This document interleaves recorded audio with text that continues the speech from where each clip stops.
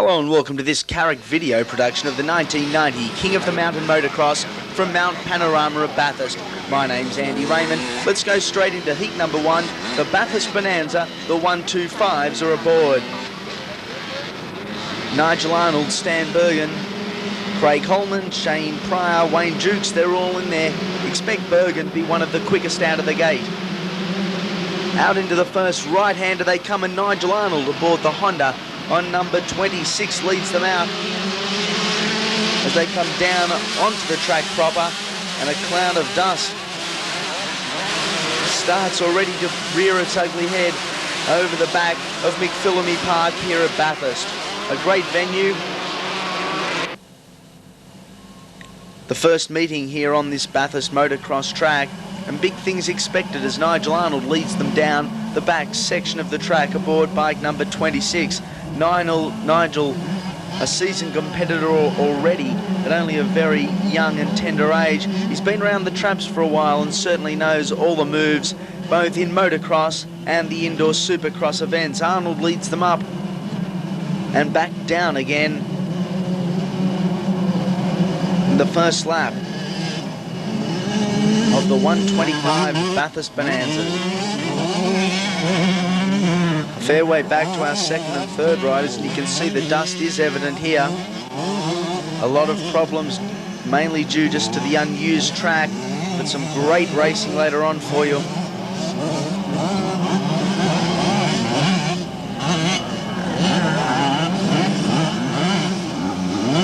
Arnold looking supremely confident already at this time. And Stan Bergen making his way up through the field. There he is on the white Yamaha.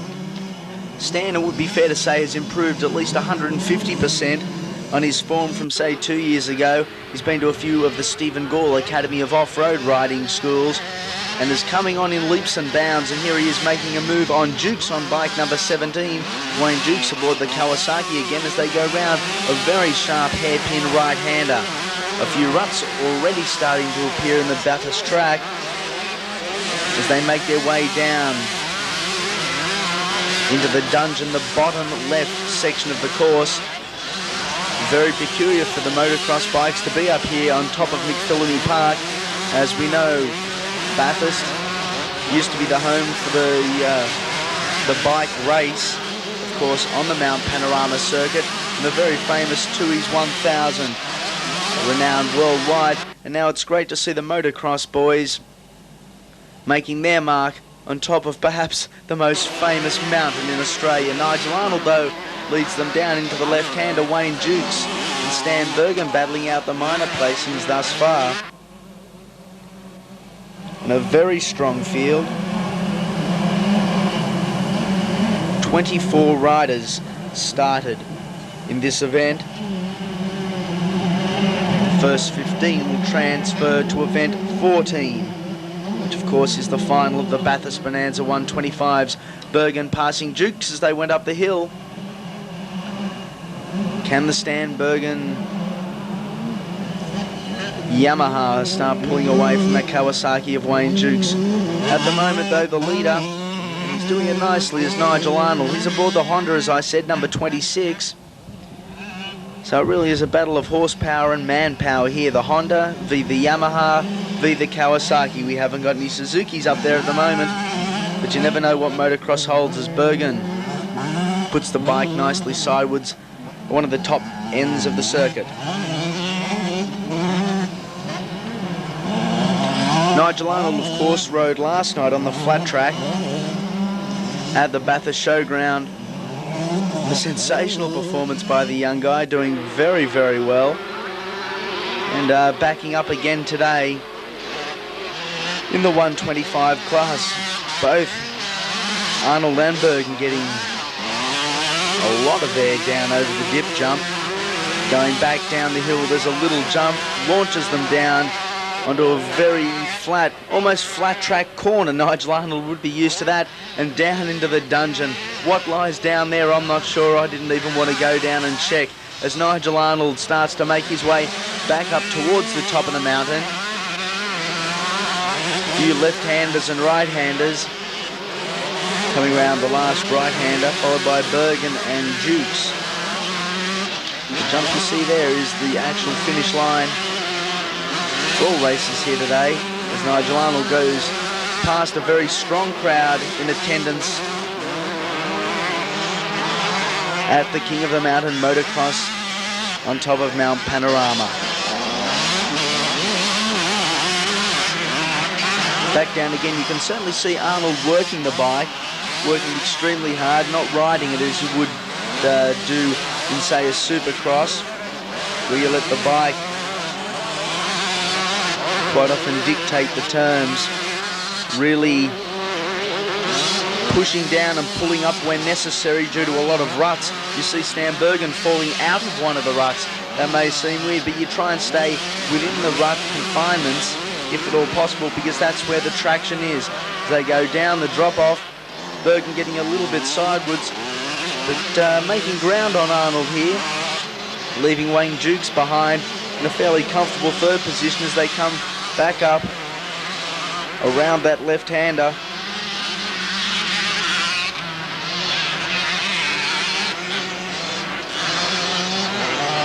The bottom section of the track sees a lot of trees, and you can just see the red of the bike of Nigel Arnold as well as his clothing. As he comes up a few little jumps there and doing it nicely, Stan Bergen. A great wide shot there by Carrick Video. Shows you Bergen getting plenty of air, as does Arnold. And Bergen again getting high, wide and handsome as they come up towards the right-hander. Back down towards the dungeon. Out along that long left-hand sweeper. Very dry and very hard it is down there. Start to make their way back up towards the top of the mountain. Some great scenery here from the top of the mountain though. In between races, while the action's on though, you wouldn't dare take your eye off. And the checkered flag sees Nigel Arnold on bike number 26 taking the win. Stan Bergen on 13 will take second. There's your third place getter, Wayne Dukes on bike number 17. A long, long way back to our fourth place rider, who I think you'll find is Shane Pryor on bike number 43. That it is a hard challenge coming in from Craig Holman on 63, right on his proverbial hammer as they come up the mountain. Left-hander, right-hander, and it will be Pryor aboard the Suzuki to hold on for fourth.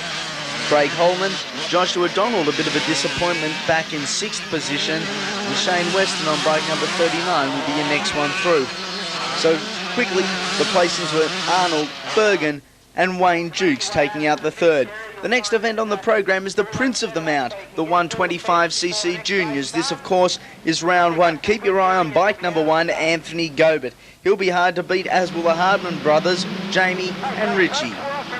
Often racing, and it is Anthony Gobert aboard the Honda, leading them out nicely, and Jamie Hardman right in there on his back wheel, looking good. Bike number 150 also in there, Jason Palmer. A very strong field. I mentioned the Hardman brothers. We've also got the Greenwood family, Jamie and Tiffany, the young lady of the field, as well as Melissa McMurray. She's another one of the little girls. Anthony Gobert, though, moving down the mountain at a rapid rate, looking good aboard the CR125. Hardman in there in second, and certainly giving Gobert a run for his money at the moment. Anthony enjoying a lot of success, as he has over the last few years in the 125 age division. Moving up into the seniors next March of 1991. So that'll prove a big test for young Gobert.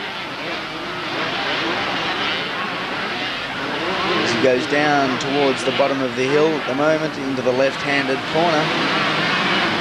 A little bit sideways for Jamie Hardman, hard pressing there in second position. Watch these 125s leap. Gobert, here comes Hardman. And great stuff, and you can see the dust that is evident. 150, Jason Palmer also in there. Bike number 77, pardon me, Shane Hunt. He's also up there, as well as Matty Russo on bike number 95.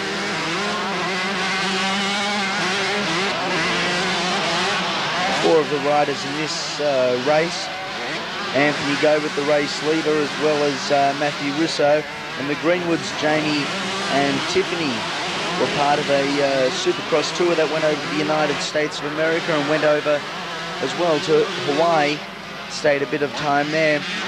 And I'm quite sure these 4 young riders learned a great deal, seeing professionals such as Guy Cooper, Denny Stevenson, Doug Dubar, just to name a few, on hand at the Arco Arena in Sacramento, Northern California.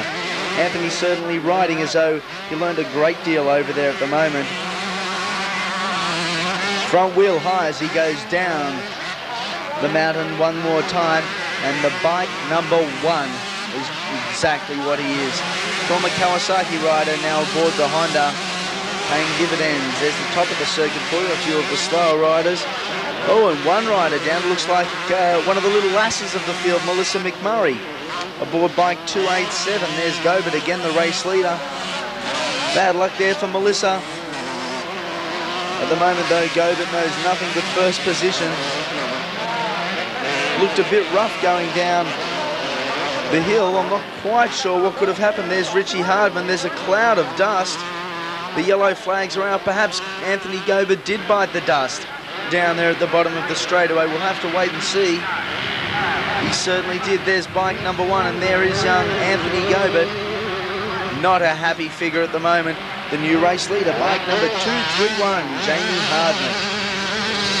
I dare say young brother Richie will be also in there on bike number 23. He'll be up there, right, giving his brother a decent challenge to the finish line.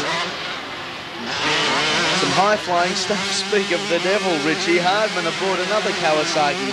Also in there, separating these two at the moment, is Jason Palmer on bike number 150. The 125cc juniors, though, certainly providing a great deal of action here for you viewers. And a lot of young prospects in the field at the moment. I mentioned Gobert earlier, and the Hardmans certainly looking good. And there goes Richie on bike number 23, it looks like. Hard to detect due to the dust. Bike number 93, Brad Smallacombe, making his way up the top of the mountain. Smallacombe family very heavily involved in motocross and supercross. And the youngest one now getting out there aboard the 125. There's your race leader, Jamie Hardman. I hope I don't put the commentator's curse on him. I was only 1 lap ago speaking oh so fondly of Anthony Gobert. And he ended up doing a little bit of soil sampling. So I'm going to read out a few of the other riders in the field. Richie, his brother, in there in 2nd position at the moment, with Greg Nicholson and Jason Palmer battling, as well as Ian Cunningham and Matty Russo making his way through the field nicely. The Greenwoods battling at the moment. Jamie not off to the best of starts. He's finding it difficult to make his way through. It's so important to get a start here today at the Outdoor Supercross, no matter what event you're riding in. If you can get out and lead, you've got nothing but clean air in your face. Whereas if you miss the start, or miss a corner, as Jason Palmer just found out, there's a lot of dust on the track at the circuit, making it difficult for some of the slower riders. As your race leader, Jamie Hardman, makes his way down the bottom section of the track. There's brother Richie on bike number 23. And a very hard charger in there as well. I think that's Greg Nicholson on 37. A few of the slower boys starting to make their way up to the top of the mountain.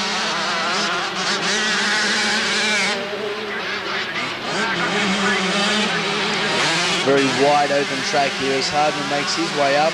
Bike 231 to collect the checker. 2nd place will be brother Richie on bike number 23.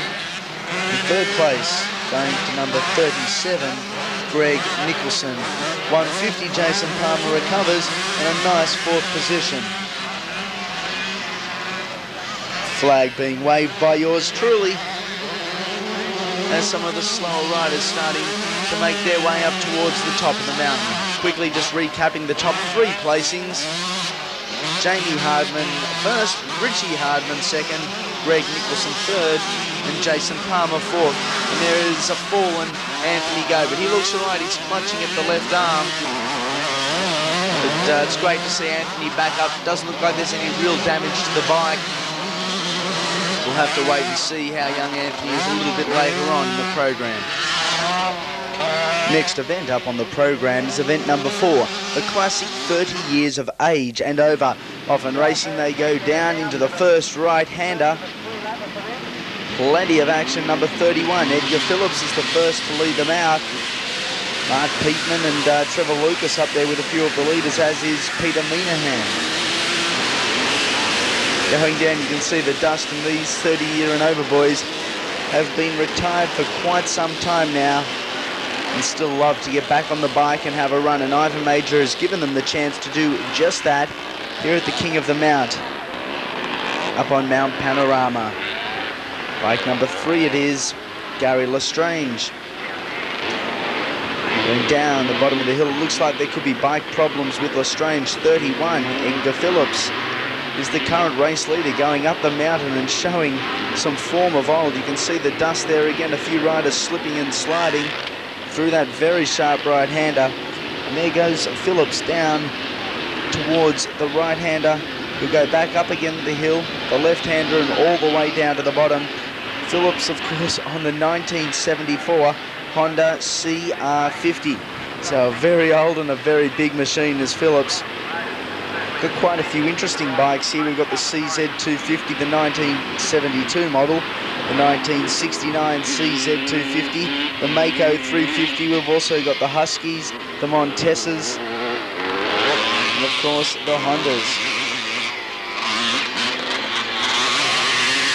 You notice these boys don't jump quite as high as some of our younger guys.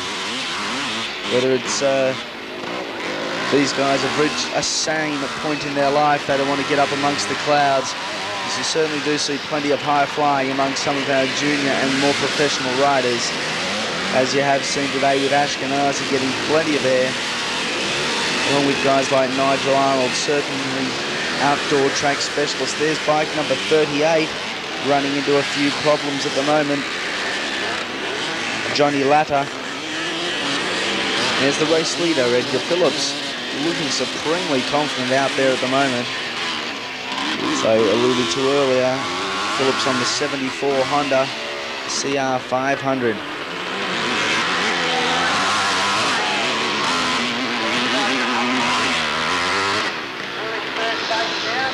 Phipps looking good up the top of the mountain. The dust slowly starting to settle as Phipps makes his way back down. There's number 3, Gary Lestrange. Back to the race leader. Still jumping that old 1974 model Honda around. I'm quite sure that the Honda hasn't been treated like this in quite some time. Bike 73 is our fallen rider, and a big fall it was, Jeff Zicken. Zicken looks A-OK.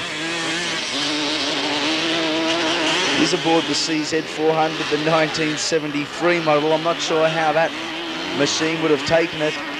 There's Hans Appelgren on bike number 4. Appelgren doing it nicely on the Husky 250. What a great machine that once was. Down to the bottom of the circuit he goes. This is right where Anthony Gobert fell earlier on.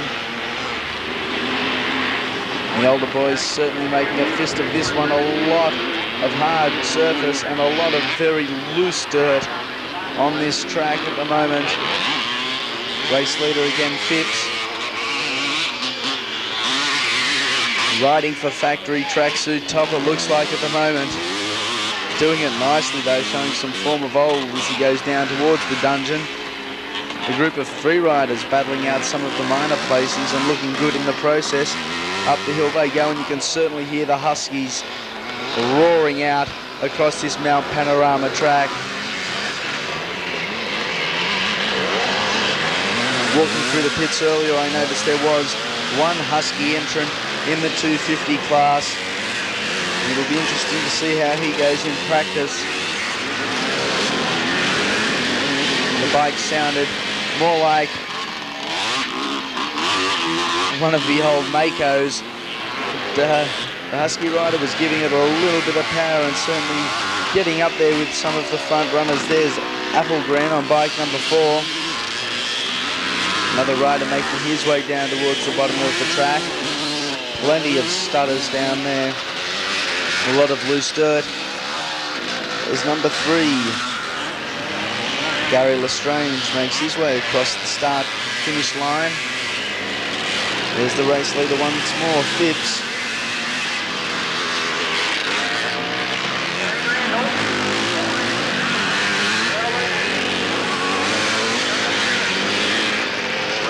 A little bit of a mono there for Phipps as he went up the hill. Looking good. The bike seems to be taking all this punishment extremely well. Don't think he's up there with the front runners in the 250 class on the European circuit at the moment, but certainly in the 30 years of over on the old bikes, he's making a great race out of this one, and a nice handy little lead built up at the moment. Bike number 4 hands Applegren. Applegren, of course, doing it nicely aboard the big Husky. When one looks at these bikes of the early 1970s and even some of the late 1960s, and you look at the bikes that have just been released by all 4 major brands, the 1991 models, a lot of difference. It's technology in motocross. One thing to look for is the suspension. The suspension on these old bikes, the travel was approximately 2 to 2.5 inches. Nowadays, though, it's more like 10 to 11 inches. The materials used are completely different. The motors, a lot faster and a lot more finely tuned. And there's bike number 73. He was our fallen rider earlier, Jeff Zicken, making his way around nicely. Checkered flag goes out to Edgar Phipps on bike number 31. Second place will be Hans Applegren on bike number 4, and Gary Lestrange on bike number 3 will come in third. A few of the boys still making their way round.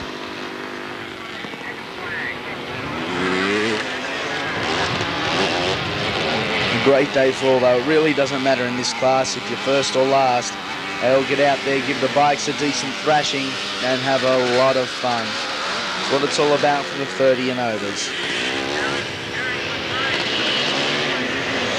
Great race between 3 riders coming up. It will be Randall, Lucas and Abbey rounding out 5th, 6th and 7th.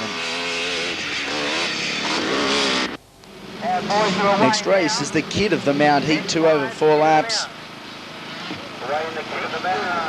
Only the young guys in this one. Look at the power. These boys would certainly give the 30-year and overs a run for their money. Actually, I think they would have just about passed everyone by now. Danny Ham out there on bike 111, looking good at the moment.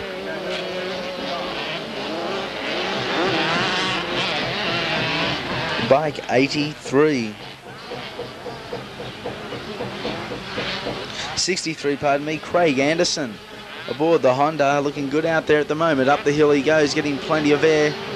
Changing gears rapidly, goes down 1, goes down 2 gears up towards that left-hander. He'll wind it up as he goes down the big hill into another extra right-hander. Plenty of dust yet again, a very troublesome corner. The yellow flags are out. And 1 rider down, 2, 2, 3. Aaron Schwebel finding the track hard to cope with aboard the Kawasaki. Got the collie wobbles there, but managed to hold a KX80 upright and keep on going.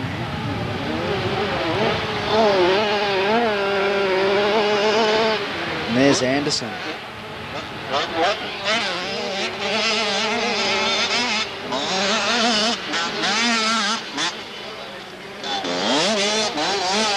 Around a very rutted right-hand corner.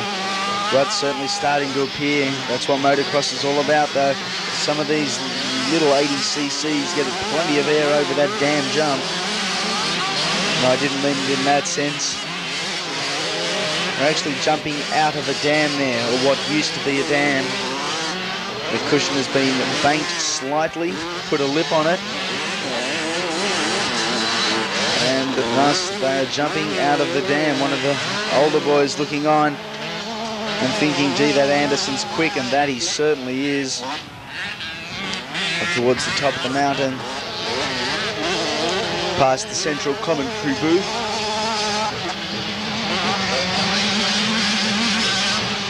A few of the slow riders, one of them on the Suzuki. I think that was Dean Kearney on 309. There's the race leader again, Anderson.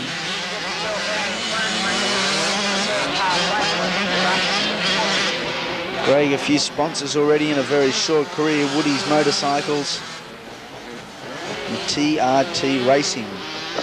Shell, of course. There's Anderson again. He's supremely confident, starting to really run away from the rest of the field.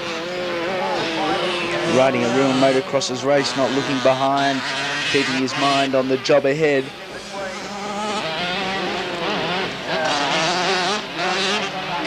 The big advantage for Anderson here is that there is no dust in his face. He got out of the gates like a bullet out of the gun and accelerated away from the rest of the field.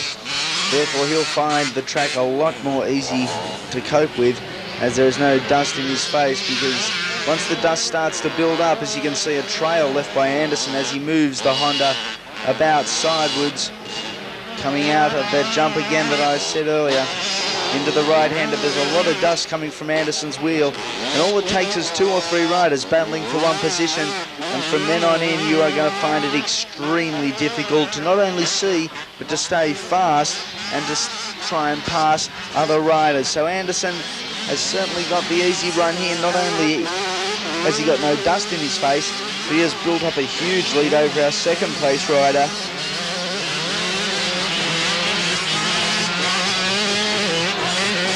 In second at the moment is Lincoln Stitchley on bike 193.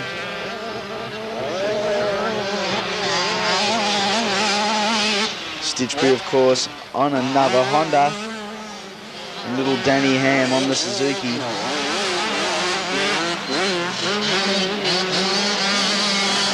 Getting it nice and sideways, standing up on the pegs this time around for Anderson on 63. Down towards the back of the track. You can see the nice crowd built up here to watch the motocross action here on the top of McPhillamy Park, Mount Panorama. One of the major homes from motorsport racing in Australia. 193 Lincoln Stitchbury.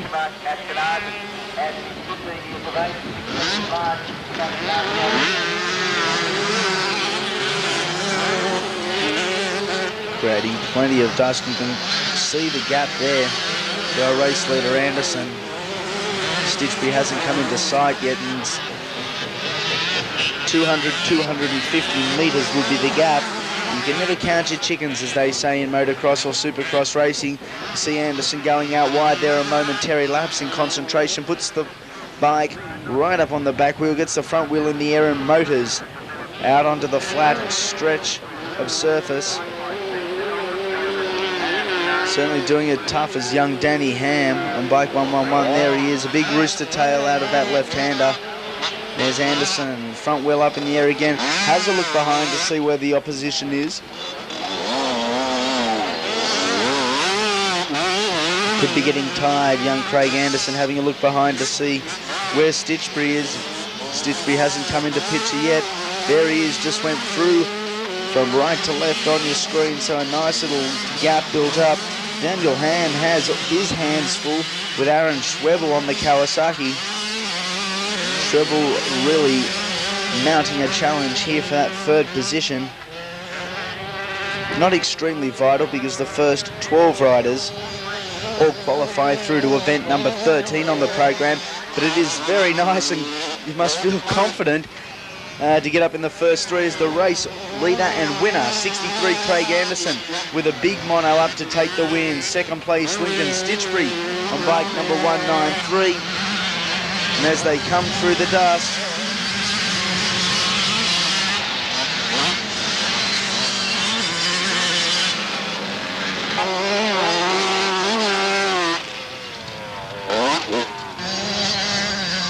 of the slow riders, bike number 125 from the event earlier. That was Leon Wilk pushing his classic 30-year and over bike up as 51 and 13 Michael Wern and Lindsay Bond cross the line. Event 6, the Bathurst Bonanza, heat number 2, 4 laps again. These are the 125 boys in Ashkenazi out there getting the quick jump. Phil Robinson, Mark Avard, along with Michael Gilbert, Sean Tompkins and Brad Williscroft, all up there battling it hard at the start of the race.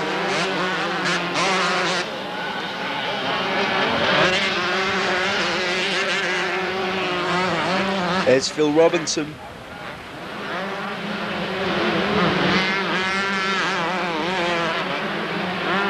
A nice big tall boy is our Phil, and certainly motoring that machine round. Unable to catch Ashkenazi at this present time, only about a quarter of a lap down in racing's Ashkenazi aboard the Suzuki. Takes it through the left-hander and down to the bottom of the mountain.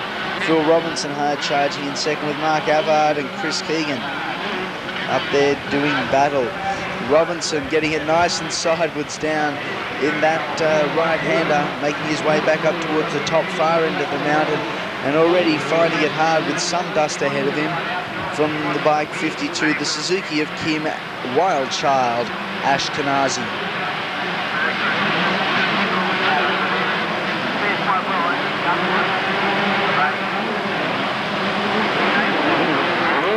There's Ashkenazi and Robinson in picture now.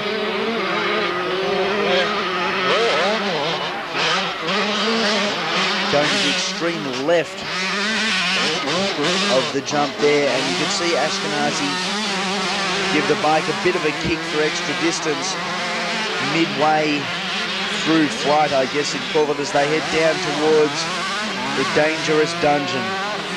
No one knows what happens down here. Riders go missing. Plenty of dust coming down that way. There's Ashkenazi, came into picture. Bike number 52, and Robinson is gaining ground. You can see the stones and the dust starting to fly as they go over the finish line jump. That's 1 lap down, 3 remaining.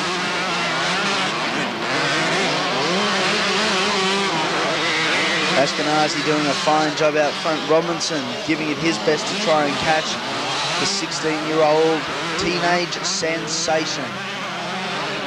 Just returning from a trip to the United States of America. Raced over there against some of the best in the world. Guy Cooper, Denny Stevenson, Mike Craig, Doug Dubar, Eric Kehoe, they were all there. And Ashkenazi, although not making the final either night, can certainly hold his head high after competing well and very strongly in both 125 and 250 categories aboard a Suzuki over there. The ex-Steve Lamson Suzuki. Lamson, very familiar face and rider to our shores here. Ashkenazi jumped on his bikes as Lamson's got a new ride for the season and was aboard some of the new mobiles. We're not in America at the moment though. We're at the Bathurst Bonanza, the King of the Mountain Supercross, with Kim Ashkenazi leading event 6 on the program, the 125 seniors. This is of course heat number 2. And there's Phil Robinson flying high and sweet, still in chase of Ashkenazi and swallowing up a lot of dirt and going through a lot of tear-offs would be Phil Robinson. As you can see, even Ashkenazi's finding it hard to battle some of the dust. He's out in the lead, but the dust sits in the valley here, and a real test for some of the riders. There's bike number 61, Kim Prinz, starting to make a bit of ground on Gary Howard on 69 at the moment.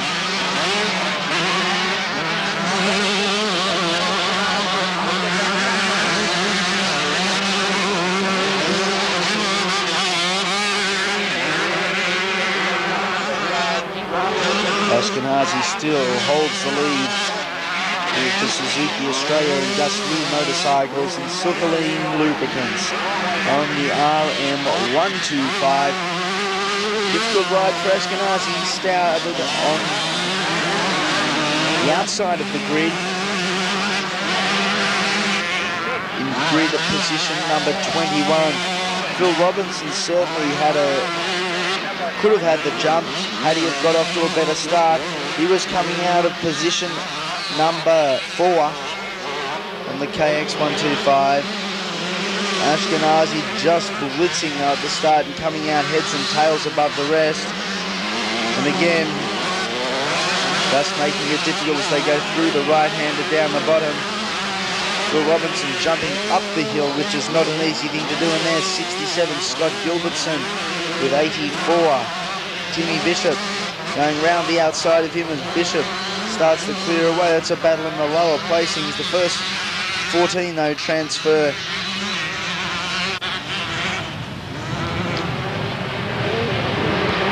The first 12 transfer through to event 14 as Ashkenazi continues to get plenty of air here at Panorama.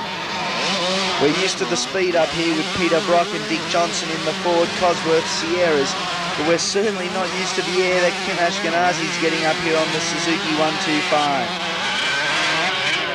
Bike number 10, Sean Tompkins, a great stayer in both motocross and supercross racing, aboard the KX125, doing it for Shell Oils Australia. He's in chase of Mark Avard at the moment. A long road ahead as Ashkenazi takes the checkered flag, and a great win to the young wild child. Fabulous Phil Robinson on bike number 19 will take the second. It looks like Avard on bike number 3 is going to hold out a very strong challenge from Chris Keegan and Daniel Phillips.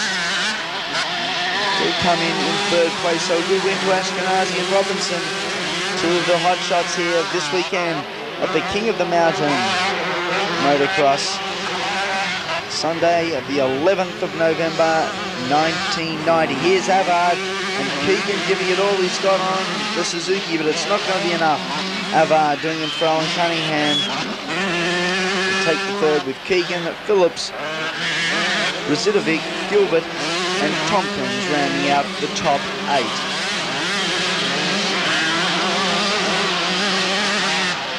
Next event on the program is the Kid of the Mount, 80cc Juniors Last Chance Qualifier. We pick up the action halfway through lap number 1. Only an 8-man field with the first 6 qualifying through to the final. And what a field it is. Evan Palmer, Richard Farnant, Jeremy Keedy, Mark Patterson, Mark Tapper, Craig Barber, Peter Bishop, and a very familiar name in motocross, Gobert, Aaron Gobert, the younger brother of Anthony. Only a 2-lap event. There's not much time to get organised in this one. Race leader at the moment.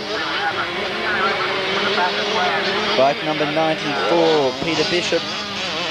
There's young Aaron Gobert, one of his first rides on an 80cc. You can see by the size of him, he's looking a little bit uncomfortable. A mere tiny tot he is. With a great background, his brother Anthony, the current #1 junior in Australia. He too, as I said earlier, was one of the boys to travel over to the United States. Didn't race or compete over there. Came over, watched, learnt a lot. Not only at the meeting, but just learned a lot in general and matured quite some when he was over there. The young man certainly knows how to have a good time, and when to get down to business, he certainly does do that and do it properly. There's his younger brother Aaron doing it nicely on 96. 34, Craig Barber. A nice sliding move there. Makes you wonder whether Craig should have been riding last night at the Bathurst Long Track Grand Prix. Tremendous success and a very well-run show put on by Ivan Major with the help of Bob Thompson and many, many others. we certainly thank them for a night's great racing and for the courage to stand up to a lot of problems here today. At the King of the Mountain, they held their ground, stood firmly, and tackled all oncomers. And they've ended up producing some sensational motocross racing action for the fans on hand here today. A nice, healthy crowd here at the moment as the Kid of the Mount continues with Peter Bishop, and Anthony Gobert's younger brother, Aaron, heading down towards the bottom of the mountain, only about half a lap remaining. And Gobert's getting closer. A quick look at my stopwatch indicates that Aaron Gobert has improved his times from his first laps earlier today as he gets it sidewards, losing a bit of ground there.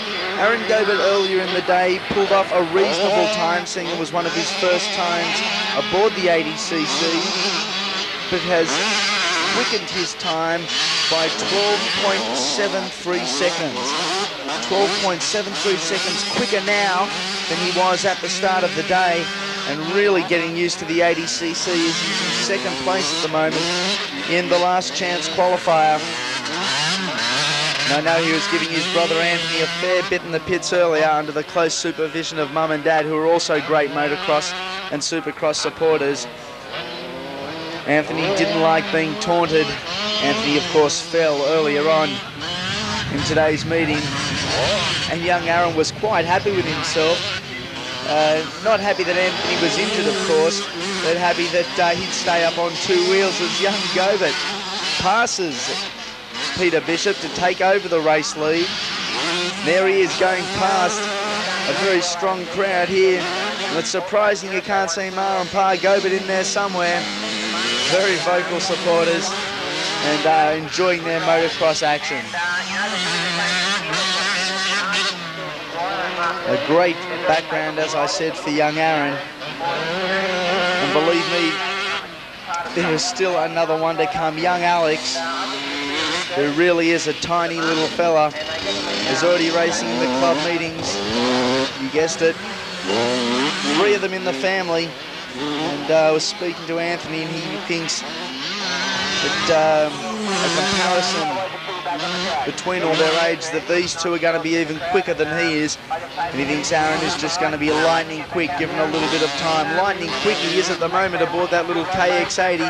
Puts it out sideways, doing plenty of work with the gears, and certainly learning a lot here today in the 80cc class at the Kid of the Mountain for the young guys. These are the juniors, of course, in the last chance qualifier.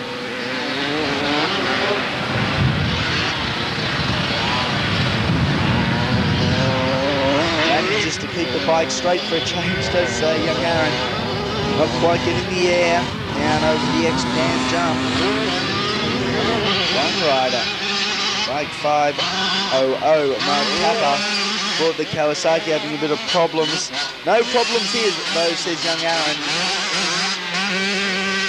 He heads down the back straight away, perhaps for the final time, down towards the dungeon. This track must look absolutely colossal to some of these 80cc riders. 12 and 13 years of age maximum. Certainly handling this course years beyond their own. You see a few of the slower riders going down in towards the dungeon. Young Gobert, bike number 96 aboard the Kawasaki, up over the finish line to take the Graham Stewart checkered flag. Bike number 94, who led the race for 1.5 laps. Peter Bishop will take second. Craig Babu, I assume, will be next on 34, with Mark Tapper, Mark Patterson, and Richard Ferrand rounding out the top 6 to transfer to event number 13. Okay, this event 8, the King of the Mountain Seniors, heat number 1. Stewie Bennett on 64 leads them out aboard the Suzuki, and a former Kid motocross champion many years ago, just coming back out of retirement. As Phil Robinson, Ashkenazi are all up there, Darryl Noddings, Stan Bergen, Jamie Cunningham, and of course, the American in the field, Chris Too Tall McGee on bike 0. McGee rode last night at the Bathurst Long Track with mixed success and has decided to give the motocross a go today. I'm not sure how he will fare. He's in there anyway, an Englishman. Mark Gessie on bike number 5 also in there. Mark, a very experienced campaigner, as Stuart Bennett on 64 leads them. Phil Robinson in second place. Ashkenazi's doing battle a little further back in the pack. There's 2 country boys, both from out this way, Bennett and Robinson.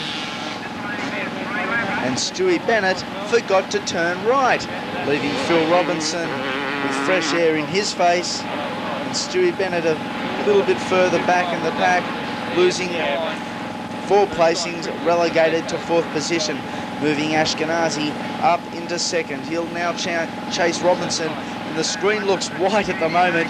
There is the dust the big 250 boys have created already, only about half a lap. Clear picture sees fabulous Phil aboard the Kawasaki. Leans right back over that jump. Didn't quite get the distance he would have liked. Ashkenazi, a smooth landing. Bennett held up by bike number 91, Enos Razidovic.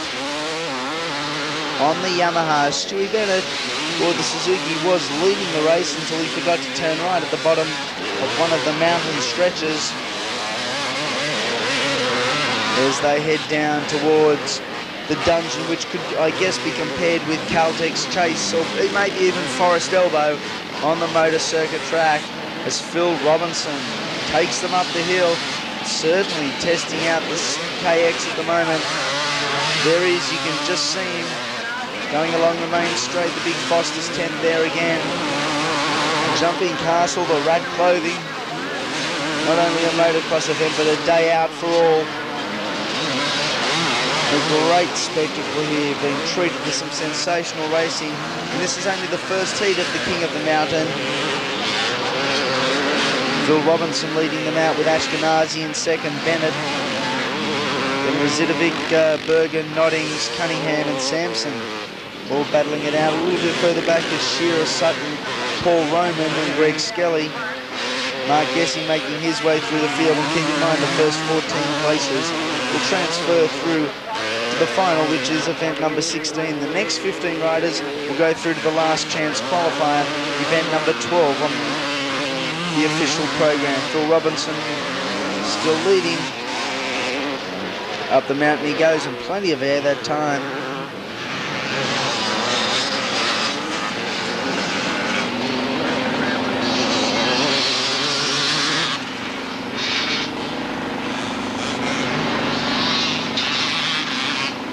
The Suzuki's making its way down towards the bottom of the track.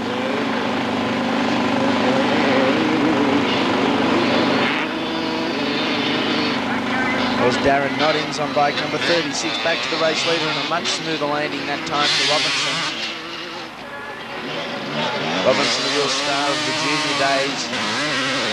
Unlucky, a few injuries in there caught him off guard and put him out for quite some time. Certainly getting back on top of things as Ashkenazi holds down 2nd place. Quite a distant 2nd place that is, and Stuart Bennett about the same, a distance back in 3rd, so the placings look fairly comfortable at the moment. We've got one rider down and don't even try to pick him.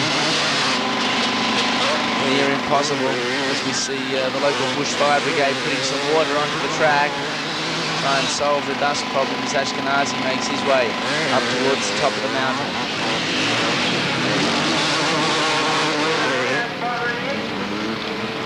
There's Ashkenazi again going on the top.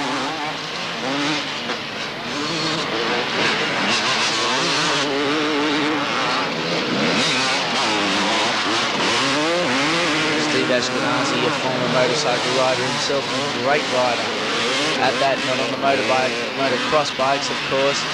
Another form of 2-wheel action. And, always there at Kim's races is Phil Robinson. Takes a bit of a ride on the wild side, on the wrong side of the cushion there. Steve, though, always at Kim's races, more than willing to lend a hand, not only as a father but as chief pit mechanic. And quite often there for other riders as well, a very friendly bunch of people, the Ashkenazi family. As Kim makes his way up towards the top of the mountain yet again, into the big left-hander, still chasing Phil Robinson on the Kawasaki bike, number 19. He still holds down the race lead. There's Stewie Bennett on another Suzuki, making his way down to chase Ashkenazi, bike number 38 on picture at the moment. Louis Paradon.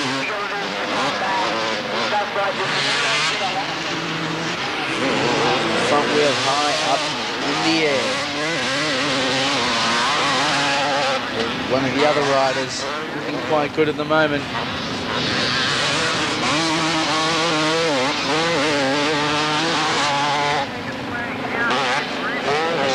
Down the back straight again.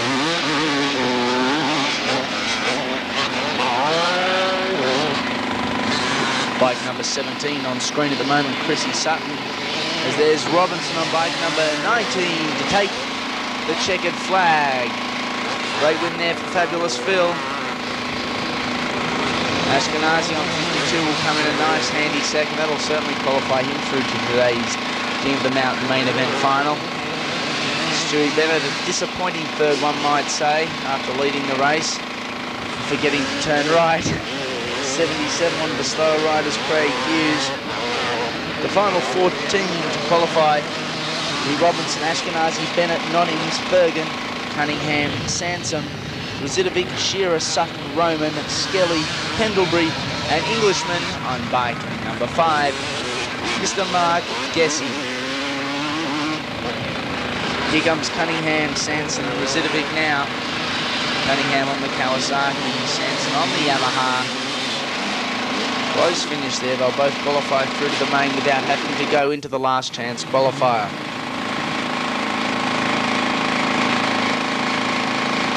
Heat number 2 of the King of the Mountain. A very classy field in this one. Guys like Andy Hayden, Alistair Maxwell, Alex Briggs, Brendan Sheridan, Chris Keegan, who fared well earlier, Ben Inskog, Phil Sargent, Dean Robinson and Benny Parise, along with Stephen Hunter and Mike Shearer. Bradley Purcell, unfortunately a late withdrawal from the start. And there's our Phil Sargent. Looking good at the moment, out in the lead on bike number 4. Great to see Phil back aboard a motorbike and competitive. Phil, as most motocross fans would know, has had plenty of problems with shoulders and collarbones over the last 18 months to 2 years. He's had several operations, and speaking to him earlier today, Phil seemed to think that everything's all right. It's time for the comeback. Everything feels good. He's been on the weights and has bulked up quite somewhat. And feeling quietly confident, one might say. The only thing he said he needed was just a little bit of race practice and race fitness. Out there at the moment, leading it and doing it nicely. Second place, the young man from Ulladulla on the New South Wales South Coast. There he is, high flying on the Honda in the background. Young Benny Parise. Not quite the smoothest landing Ben would have looked like. Sargent, back wheel nice and sideways. Zafa Blizzard lends a hand on the track with the hose, doing some watering. Alex Briggs didn't seem to like that one as he puts the Honda bike 35 down. Parise from Ulladulla, as I said, on the New South Wales South Coast. Only a young guy, 18 years of age, plenty of experience behind him. And as I said about Kim Ashkenazi earlier, a great father and chief pit mechanic. Dick Parise, one of the all-time legends and characters of the Supercross motocross circuit. Ben was yet another rider to go to the United States of America. Gobert, Tompkins and Paul Roman all went over to have a look at Kim Ashkenazi and Ben Bruce were the only two riders here today that went over to compete. Ben, again, only a young guy, gained plenty of experience from the trip and fared exceptionally well overseas, and certainly made a few people stand up and take notice of the young guy, riding brilliantly of late. Aboard the Honda, always the trick machine, completely worked by Father Dick. And the Parise family certainly do a lot of travelling. They don't mind going where the big races are, and they're prepared to travel. They've got the vans, they've got the complete setup. It's great to see Ben starting to make a name for himself, because there are a lot of other young, very flash riders on the Australian scene at the moment. You talk about young flash riders, you've got Phil Robinson, Kim Ashkenazi, Phil Sargent, Ben Priest, Stuart Bennett, Anthony Gobert, and they're all here today at the King of the Mount.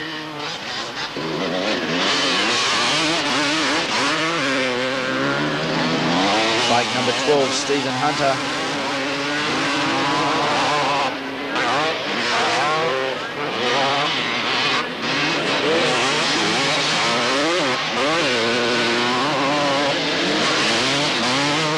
One rider stalling the bike down at the bottom, causing a bit of confusion as Sargent makes his way back round the top of the circuit yet again.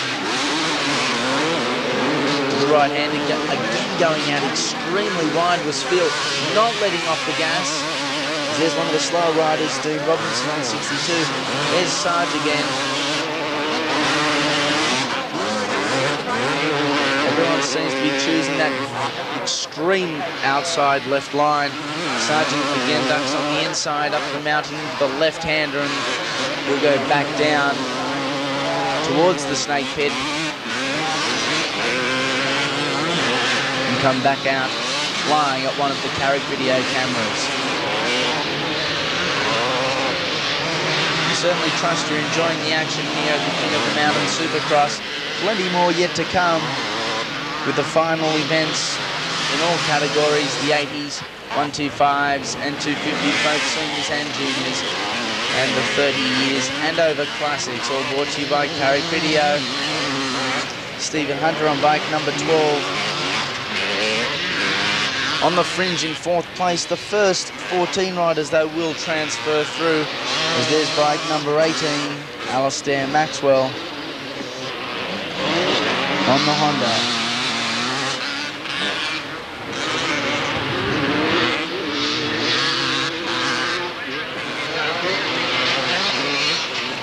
That was Kevin Bowden. There's Phil Sargent in that sharp left-hand corner. The dust is starting to settle here. This fire brigade being right on the ball at the moment with the watering. Plenty of H2O on the track. So he makes his way down. Sargent up towards the finish line again. On bike number 4, doing it for Orange Yamaha, Bell, and of course Bridgestone. Phil doesn't get the chance to thank them, I certainly will. Nice wide shot of the track here as Ben Parise is being challenged hard by Andy Hayden. Hayden certainly making a fist of this.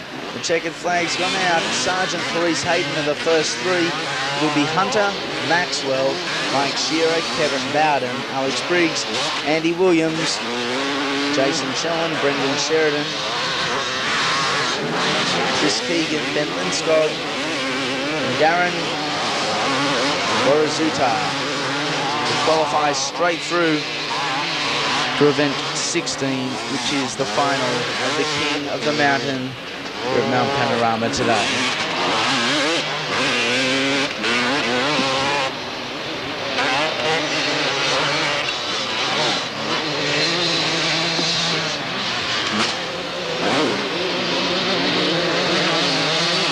Few of the slow riders finishing off their race.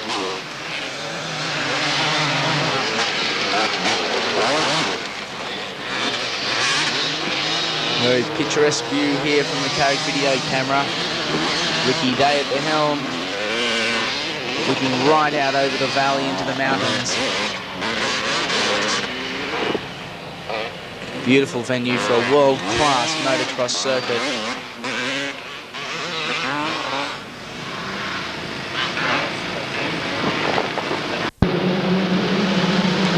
Often racing in the Bathurst Bonanza 125 Seniors, the last chance qualifier bike number 69, Gary Howard. First out of the gates aboard the Yamaha, a strong field right behind him though. Bike number 30 in there giving it his best shot, Michael Randall. Hilton Schwebel and Glenn Owen also up there amongst the runnings. A few dramas in the first corner, therefore the pack is fairly spread out. There's your race leader, Gary Howard on 69. Second place on the Kawasaki is Michael Randall on 30. And there's Paul O'Brien on bike number 70, the Honda. The big 125 CR doing all the work here. Randall back in the pack. There he is coming on strong on bike number 30. The Suzuki. And 32, Hilton Schwebel starting to make his way up through the field. It's the last chance qualifier. The first three and the first three only will qualify through to event 14, which is of course the final. We've got two riders down amongst all the dust. Bike number 31 was one of them, William Edwards. The other rider I couldn't pick up. The dust here is evident, as you can see, as a few of the riders start to make their way up the hill. Looks like bike 32, Schwebel. The very back top end of the course at the moment. From here they go down the hill and back up where the race leader is now at, Gary Howard on 69, and clearing away nicely from the field. Ooh, nosedives a little bit, manages to stay up, and a great lead he has already built up over bike number 30, Michael Randall.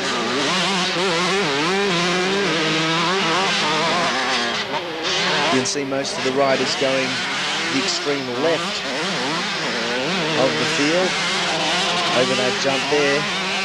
There's a little kink chicane into that sharp right-hander. A few little stutters and a dip. A spring jump. Then down into the dungeon they go. We'll follow the race leader for the moment though. Gary Howard on 69 showing all the style and class. It looks like it will get him through into the final of the 125s. 1 lap to go, only a very short race. 2 laps is the distance. Here's a few of the minor places. Keep in mind, only the first 3 will qualify through. Sensational action here. We're seeing on this Carrick video production. Carrick also produced high-quality range of many other motorsport, motocross videotapes. Of course, got all the motocross tapes. Mr. Motocross series, the Supercross Masters from Sydney, Supercross Masters, and the Ultracross Masters from Melbourne, the Bathurst Bonanza Supercross, the Supercross Masters Grand Final from '89, the Brisbane Supercross, the Liverpool Supercross, the Pepsi Power Dome, and plenty more. A wide range to choose from. We've also got the Speedway solos and sidecars, the fender benders from the Parramatta City Raceway, the NASCAR late model super sedans, the speed cars, the modified sportsmen, sprint cars, and of course the very famous crash tapes. Super Crash Spectacular, featuring a lot of motocross pranks you won't want to miss, all for a very cheap price. Grab a few of the other Carrick videos, there's plenty around for your enjoyment. At the moment you're watching the King of the Mountain Supercross, brought to you by Carrick. There's your race leader in event number 10, Gary Howard. This is the 125 last chance qualifier. Only 3 will qualify, and there he is on 69, looking extremely confident out front. Not too much longer to go. He'll go down into a left-hander and down the dip into what we like to call the dungeon. Very rough part of terrain down there. a long sweeping left-hander, a little straighter, kinky right-hander and a few jumps. Makes it extremely difficult for a lot of the other riders to tackle. There are a few of the slower riders. Gary Howard on bike 69 coming into frame at the moment. Goes over the finish line to take the checkered flag. Second place will be Michael Randall on bike number 30. Here he comes now aboard the Suzuki, so he'll also qualify through to event number 14. Bike number 70, Paul O'Brien, will be the last transfer into the final. Everyone else can pack their bikes up onto the trailers and they can watch from the grandstands. This event is event 11, the Classic 30 years and over, round number 2. And again, quick out of the gates was Edgar Phipps. Phipps won the last event nicely, and will be a force to reckon with in this one. Phipps on the 1974 CR 500, sponsored by Hawkesbury Honda, so it's great to see some of these boys still have some sponsors interested in them. They don't race too often, but when they do, they certainly enjoy it. There's Hans Appelgren on bike number 4, making a passing manoeuvre on the inside. That's bike number 81, Mark Peatman. Peatman there aboard the Montesa Cap, the big 250. So he's battling an uphill war, you might say, as there's the race leader, Edgar Phipps on 31. Nice little rooster tail. Got that foot out speedway style as he goes down the back section of the track.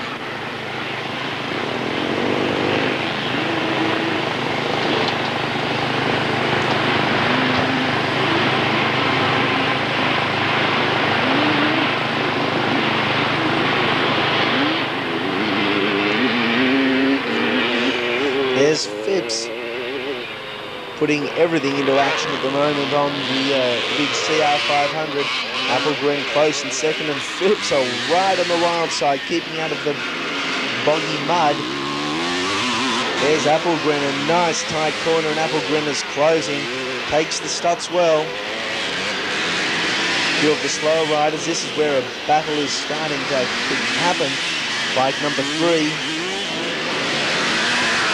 Gary Lestrange, along with bike number 17, Trevor Lucas. They're in there battling it out for a few of the minor placings. In the meantime, Phipps and Appelgren have built up quite a handy buffer over the rest of the field. They've only got the clear air in their face. There's Phipps making his way up the mountain to the finish line jump.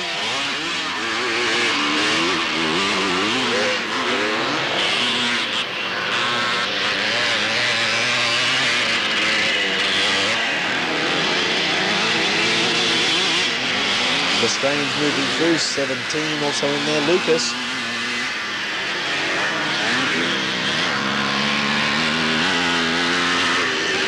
Again, Phipps, nice little jump goes down towards the back section of the track. 2 other riders, the Classic confrontation, Classic being the operative word. This is the Classic 30 years of age and over. And we're stressing the word over here. Some of these boys up into their 40s, but still managing to give the older bikes a real thrashing around a sensational circuit here at the top of McPhillamy Park, Mount Panorama, Bathurst.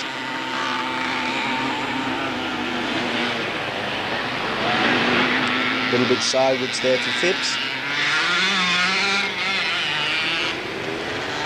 Appelgren certainly closing in now and starting to mount a real challenge. It's Phipps on the Honda, the Appelgren on the Husqvarna 250. Appelgren sponsored by Husky Imports, which is great to see. A few of the slower riders creating somewhat of a dust storm down the bottom section of the track. And there are the 2 race leaders. And a huge gap, perhaps 500, 600 metres to our 3rd place rider, which at the moment is Gary Lestrange.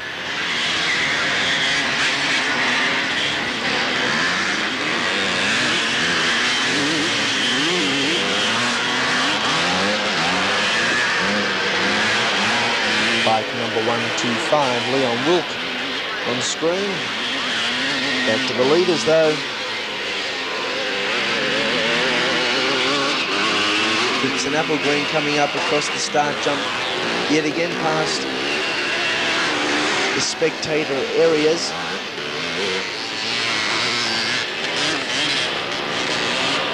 Some great sponsors here today,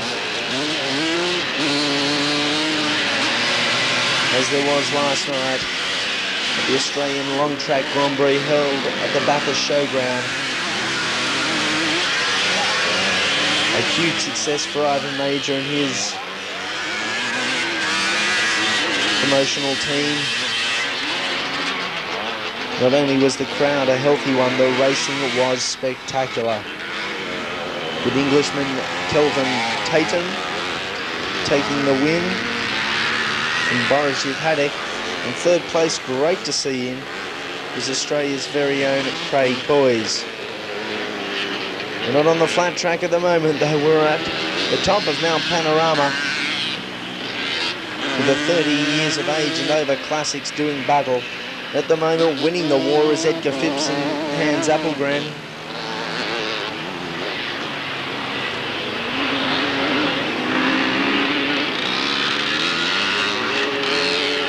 You can hear some of these big things really revving and making some noise that you're probably not used to in the day and age of motocross as it is at the moment, with the zippy little colours. The Hondas and Suzuki and Yamaha are all certainly coming of age. Great machinery, advanced technology, and a lot of money and a lot of time is going into the bikes nowadays. Some of these old bikes sound rather dapper by comparison.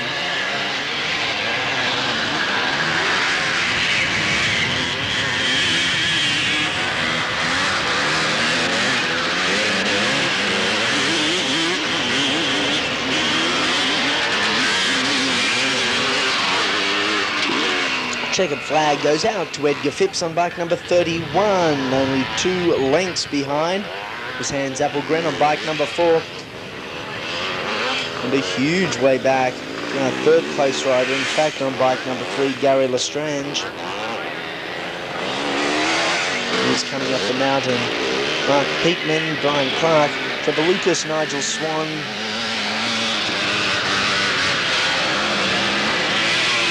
Bruno Addy, 21, Peter Meehan, 38, John Letta, Leon Wilk,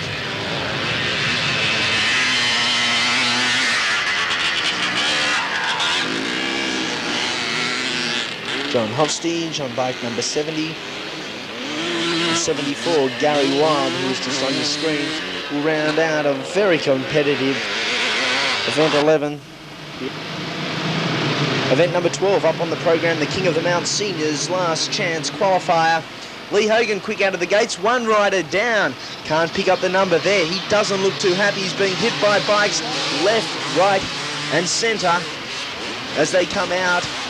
Down onto the track proper. 25 was one of the first ones out. Hugh Litchfield. A few riders going off the track at the moment. There's Yanni Pessu's in there and looking good at the moment. Bike number 21. Pele Granquist, it is. Oh, Pele over. A name like that, you'd think he'd be playing soccer, but he's out there on the motocross track mixing it up in the dust. Huge field in this one. It's the last chance qualifier for the big boys. Last of the races before the finals. There's bike number 7, Lee Hogan.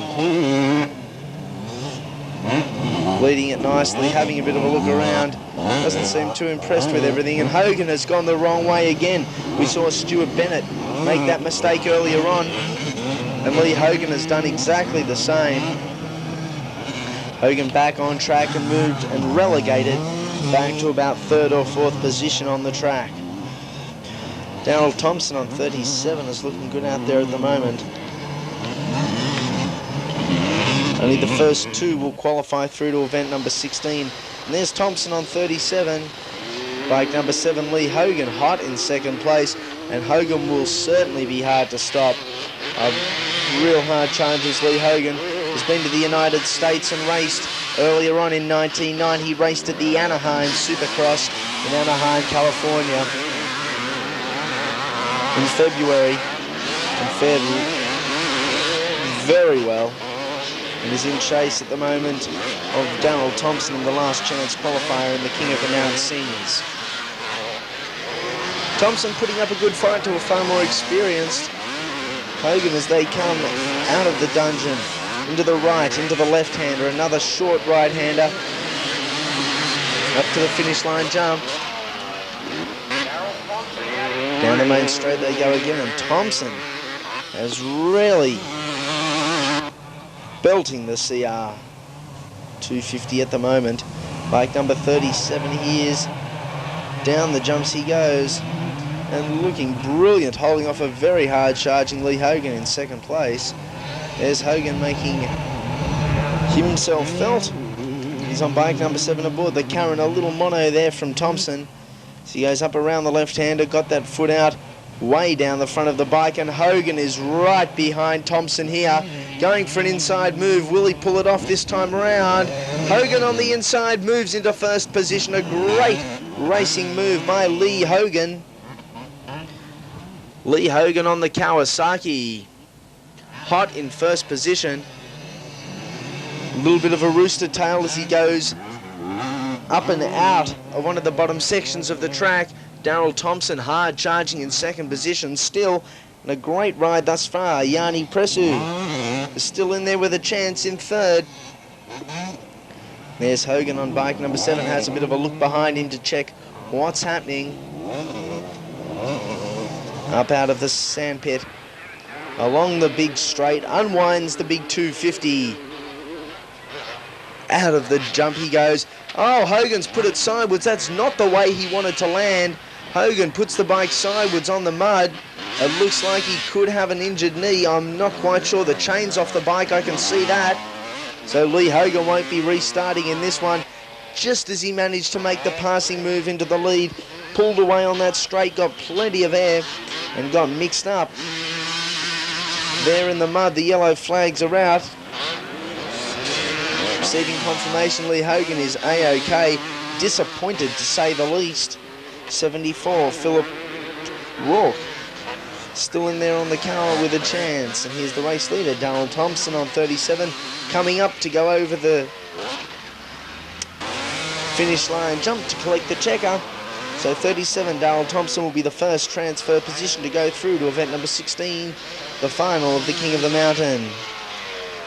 69, Yanni Presu will take the second. He'll be the final transfer positions. Everything else is irrelevant, to say the least, with Rourke, Prinz, Feeney, Grant, Scarce, Caterin, Litchfield, Robinson and Shade. This is the Kid of the Mount. This is the Kid of the Mount, 80cc final. And a huge crash at the start, 6 or 7 riders down. That's going to make life very interesting. We can't pick up the riders who fell, but as the 80s blare out over Mount Panorama, a cloud of dust again makes its presence felt. Another rider down, so the track starting to get nice and rough, a real test for some of the riders. And it's bike 268, Mark Hardman. Mark Hardman doing it nicely at the moment. Out there in the lead on 268. Cooper Millard's up there. The one to watch in this one should be Craig Anderson and Andrew McFarlane, 63 and 3 respectively. And there is Anderson. Speak of the devil, on bike number 63, a nice little buffer already down the back section of the course, and they don't turn right there as some of the other bikes do. They missed a lot of confusion. Stuart Bennett and Lee Hogan are two to make mistakes there.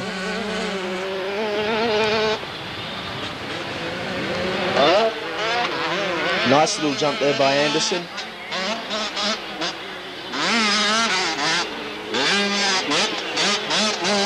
see plenty of water being put on to the track here by the local bushfire brigade.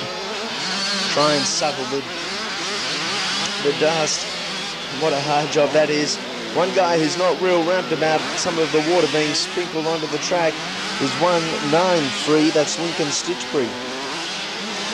Stitchbury coming a cropper right where Lee Hogan did in the race previous, and with the back wheel flipping left and flopping right, it's Craig Anderson on 63 coming up to the finish line jump, and what a rider of the future Anderson will be, dominating the 80s here today in the Kid of the Mount Junior Supercross.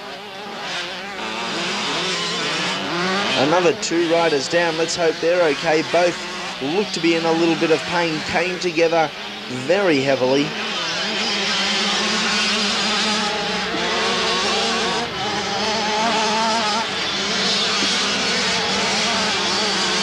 .762 it was.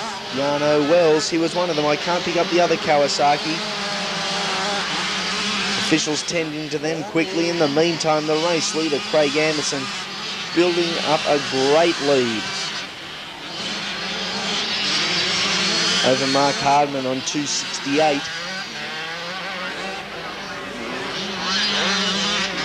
Plenty of soft dirt there. Bit of a loss of traction for Anderson. A nice little flick out jump as he goes down the bottom section of the track. And Anderson doing a fine job. As I said, he's going to be a great performer in the years ahead. Mark Hardman and Cooper Millard on the Kawasaki in there in third place, holding a very genuine third at that. Anderson locks up a little bit, trying to avoid all the mud down there. The very controversial jump into the right-hander. Again, going out extremely wide, doesn't want to get mud into the bike. Standing up. We've got riders down. They're the 2 that fell earlier, Yano Wells and the other Kawasaki, whose number we still can't get for you, unfortunately. There's Cooper Millard on 153, taking it extremely gingerly due to the fallen riders. 13 in there.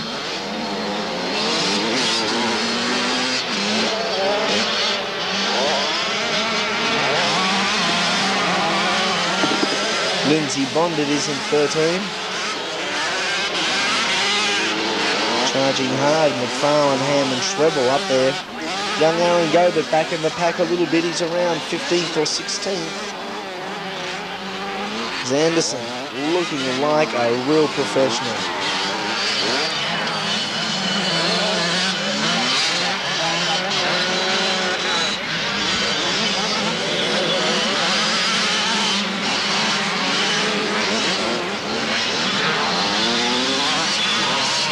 There he is again, getting caught up in some of the softer dirt here on the circuit, way up to the top of the mountain. And a great shot. There's our second place rider, Cooper Millard. On the Cara, he's chasing Mark Hardman on 268, who's currently holding down position number 2.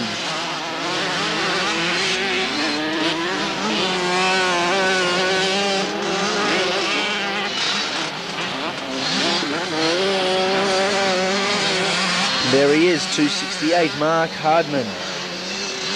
What a name Hardman is at the mountain today. With 2 others here, Richie and Jamie. They're racing in the Prince of the Mount 125s. Young Mark in the 80cc juniors and doing it nicely. Unfortunately not doing enough at the moment to make any inroads on the race leader. There he is, again with the yellow flag out because of our 2 fallen riders. Has a bit of a look, sees and makes sure everyone and everything is okay, and puts the gas back on as he goes down in towards the dungeon as Craig Anderson.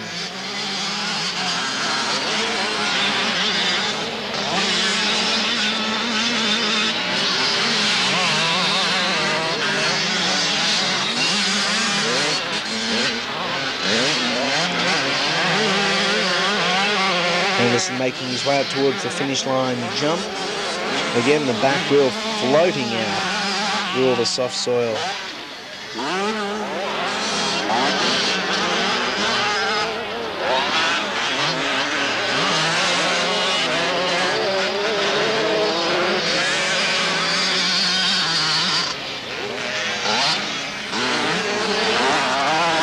bike 221, Nathan Christie, making a fist of it, 153. Kuka Millard holding down a nice third position.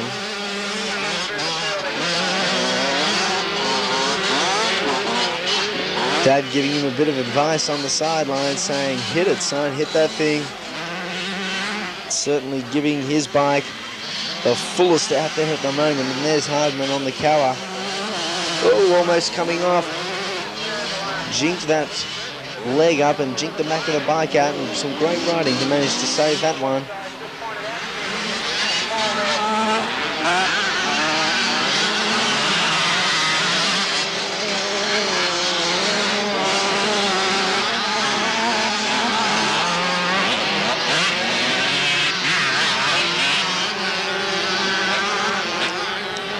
Andrew McFarlane on bike number 3.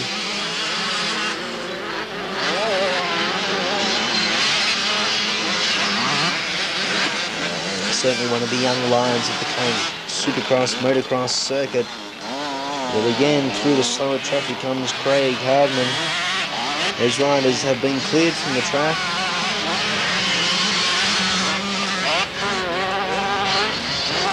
Just hope everything's okay. We'll hopefully get a report to you a bit later on.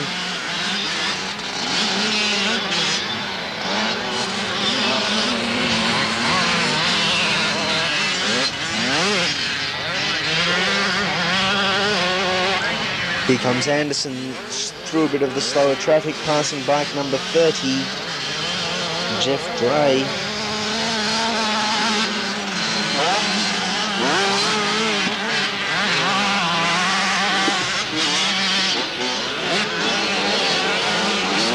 Great battle in here, bike number 13, Lindsay Bond and Aaron Schweber on 223, battling it out. Some of the minor placings there in 6th and 7th respectively at the moment. On the inside comes 223 Schweber. With the Kawasaki down into the dungeon they go.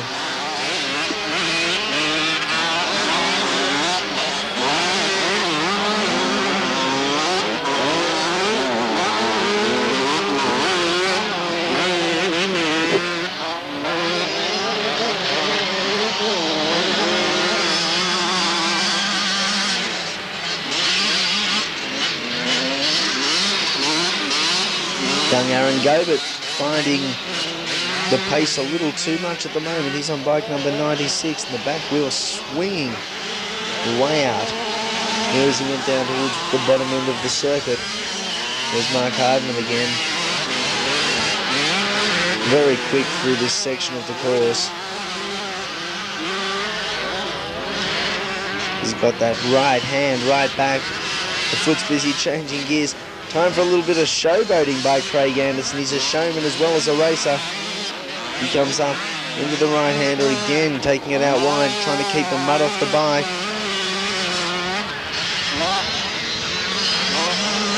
Only every once in a while does a rider come along that you can brand a future champion at such a tender age. The young Craig Anderson has shown plenty today and throughout the last 12 months to suggest that he is going to lead motocross into the 90s. In Australia, there are a lot of young guns around. Talk about the likes of Stephen Maguire, Stephen Andrews, Gobert, Ashkenazi, Bergen. The list goes on and on. Looking way down the line, though, into the 80cc Class 1, would presume Craig Anderson will have his name on quite a few first-place trophies as the year 2000 gets along. There he is again, a nice inside move as he comes up the back section of the course, out of the sandpit. The battle in here between Mark Hardman and Andrew McFarlane is a great one. McFarlane round the outside, a little too wide for his liking. Hardman holding a nice tight line through that section. Down the mountain they go.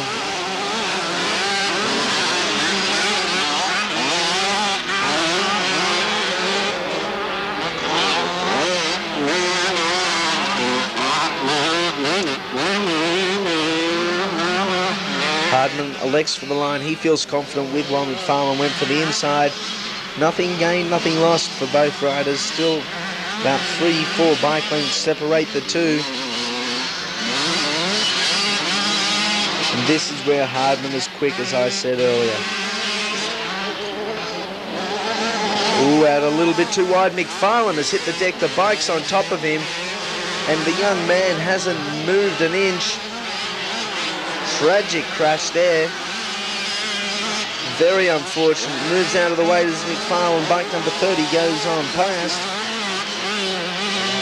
Horrible news for Andrew McFarlane. Great to see he's back up and A-OK, because that was a terrible spill. Challenging right on the verge of taking second place perhaps from Mark Hardman. Right on the verge, and got on the wrong side of a rut or a rock, and it tossed him. So the placings at the moment, Anderson, Hardman, Millard, Ham and McFarlane holding on to 5th. Craig Anderson on 63, 1 lap to go for Anderson. He's dominated from the start, so he should, one would think, be able to hold on for the remaining lap.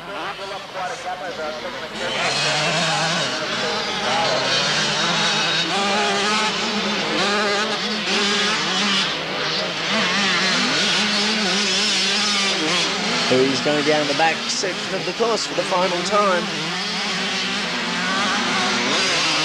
Not only will Anderson more likely than not win this, he has dominated the 80cc's. There is his second place rider, Mark Hardman, who by all means is a hard charger, but Anderson has completely outclassed the rest of the field. So a few of the slow riders come up there, like 82 and 193 are those two guys, Lincoln Stitchbury and Wesley Campbell. There's Hardman yet again.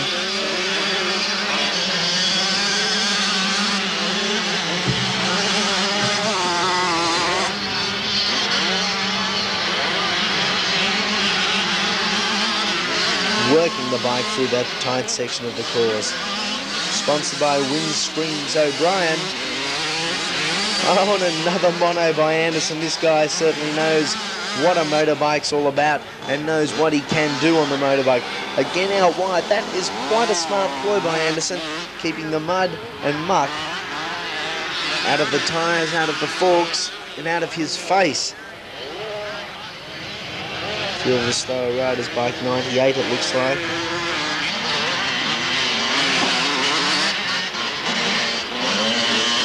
There's Hardman in second position, 91 also in there. Got Trevdick.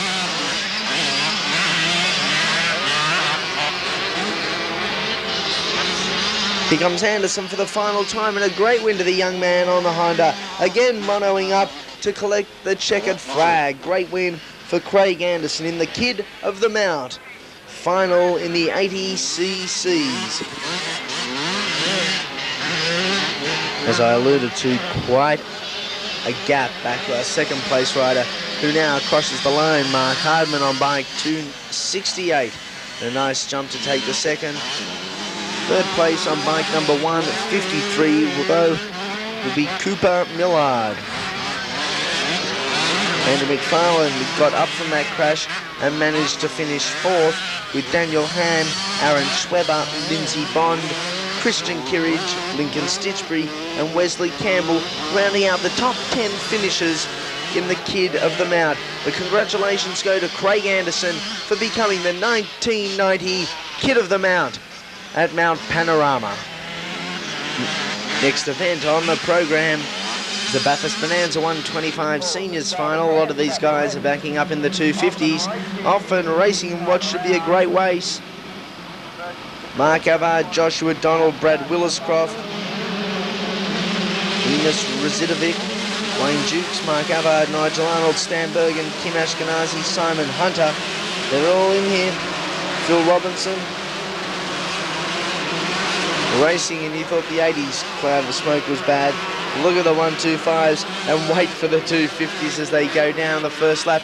And it looks like the wild child, Kim Ashkenazi, leading them out. 17, Wayne Jukes, hot trot in second place. And a nice strong challenge coming from Nigel Arnold in 26. Stan Bergen in there as well.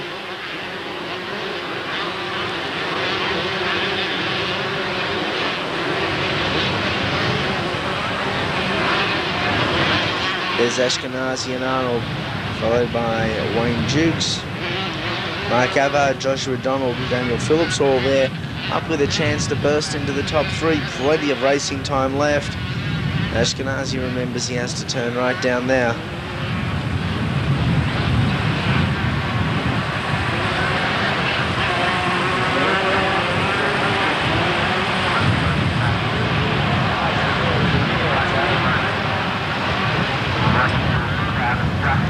There's Kim Ashkenazi, bike number 52, lost in the dust. Moving up towards the top section of the track, jumping out of the sand pit and really giving that RM125 heaps. Nigel Arnold on the Honda, bike 17, Wayne Jukes on the Kawasaki.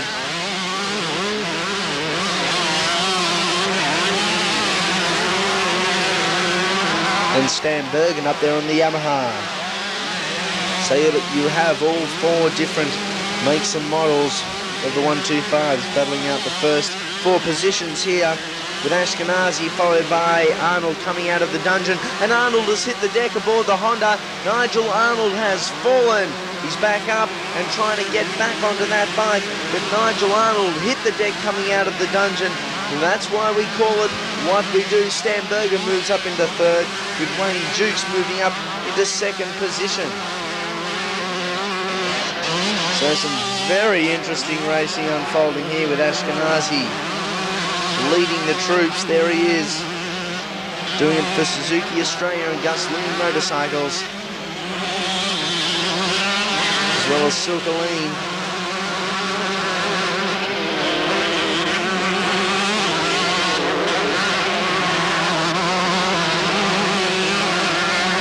And the RM125. Going down the back of the mountain, and a very determined young rider is Ashkenazi.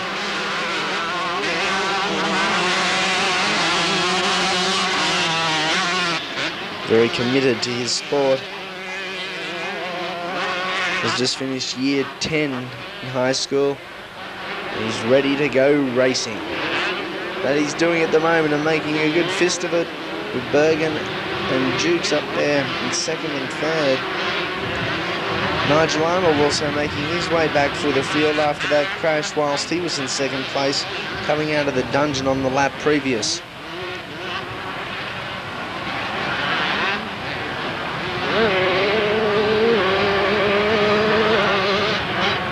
Again, Ashkenazi flies high in through the little kink and riding, creating the rut. Following the rut line, which is always the fast line, Stan Bergen has moved up into second place. A great ride by Bergen to get up this far. Whether everyone will stay where they are, though, is a different story. Number 12, Mark Avard, up into the top 5 and looking good. Joshua Donald's back in about 6th or 7th position at the moment.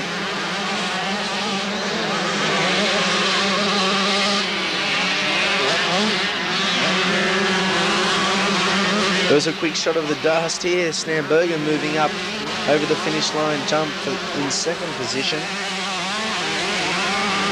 Brad Williscroft and Enos Razidovic not faring too well, and Sean Tompkins, who was mixed up in a slight bingle at the start, is back in about 13th or 14th position. One rider down. He's aboard a Kawasaki. I can't pick up the number. Race leader, though, is Kim Wildchild Ashkenazi. Stan the man, not in second place and looking extremely confident. He's got his eyes set on Ashkenazi, though.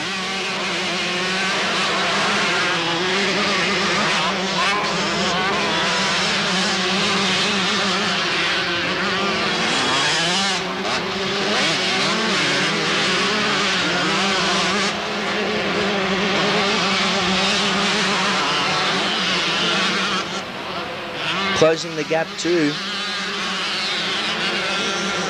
is Bergen on Ashkenazi as they head up towards the top left hand burn in the track down to the bottom section. Into the snake pit they go. Ashkenazi will again be the first out to lead them down to the exit of that big jump in the centre of the track, and what used to be a dam, there's no water there now. There's just Kim Ashkenazi, high flying. Ooh, a little stutter there. Ashkenazi very lucky to stay on. Some great control. Stan Bergen says, who needs ribbons? Cuts straight through the middle of them.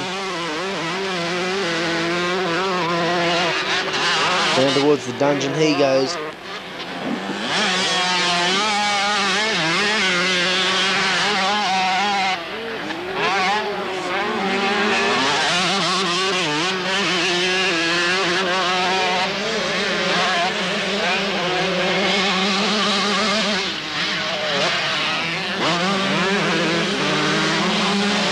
All riders evenly spread out on the track here at Bathurst at the moment. Several groups of lower place riders bunching together, as there was on the screen just then. There's Bergen nearly high-siding going down the mountain.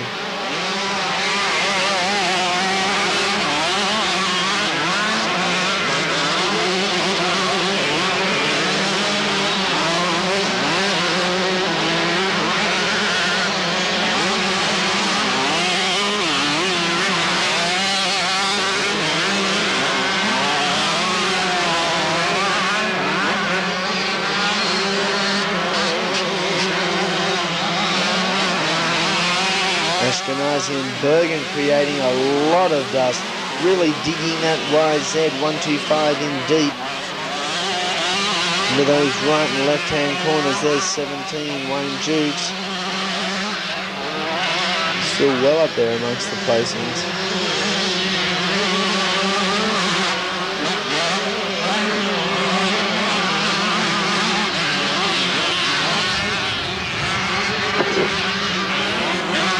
Ashkenazi about to come out of the pit again.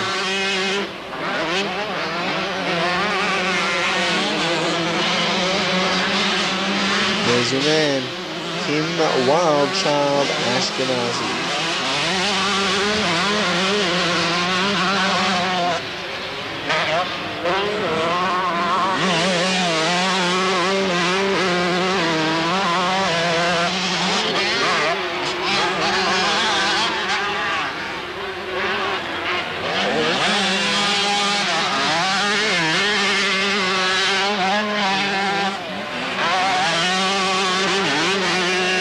Ashkenazi yet again really putting his head down and working that big bike. Only been in the seniors for a little under a year now. Already making his name in the Supercross Masters Series. Making a big name everywhere else is 17 Wayne Jukes. Kawasaki makes his way gingerly around, sitting quite comfortably at the moment. Two slower riders.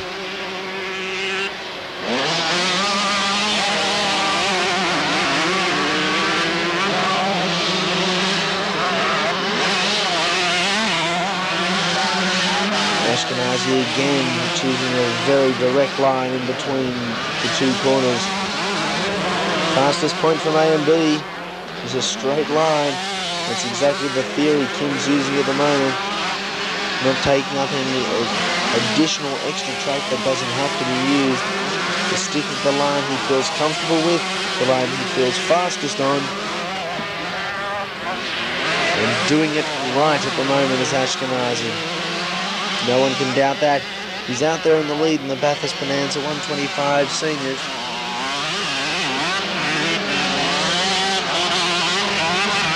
Out of the pit yet again, and look at him right down on the bike, pushing those handlebars down. High flying, lifts it off the ground.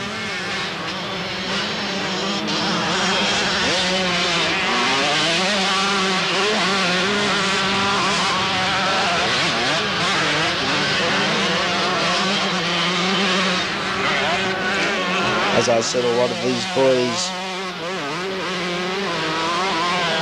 will be backing up in the 250 final. Ashkenazi will be one, Bergen will be another.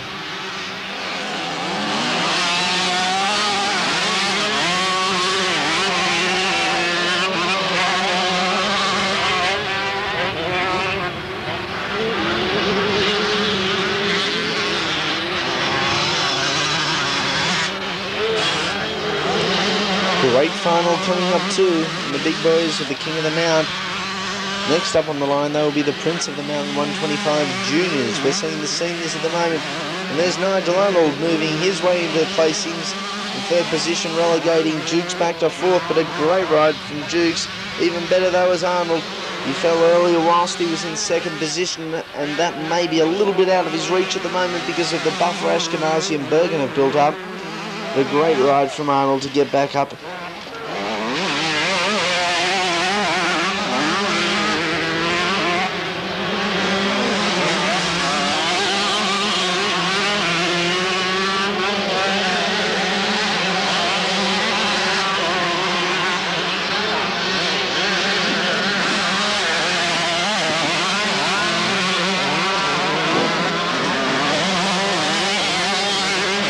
There's Ashkenazi on the high section of the circuit.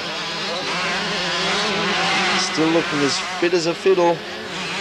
Plenty of hard racing, and certainly this motocross is hard yakka. Not only mentally draining, but very, very physically draining.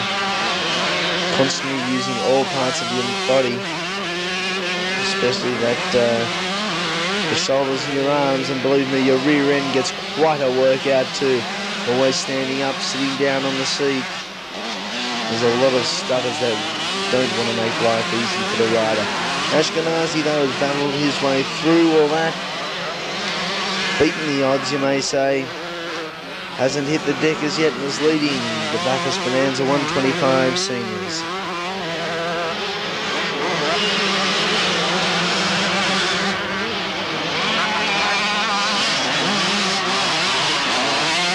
There's Nigel Arnold on 26, currently in third position. And he certainly has his eyes set on Stan Bergen, who is currently holding down second.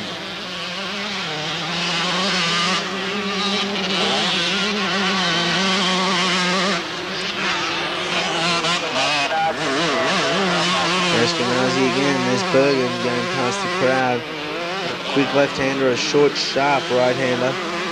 Plenty of sliding going on amongst some of the quick boys through that section of the circuit. Ashkenazi getting up in a little bit of loose dirt and creating some smoke.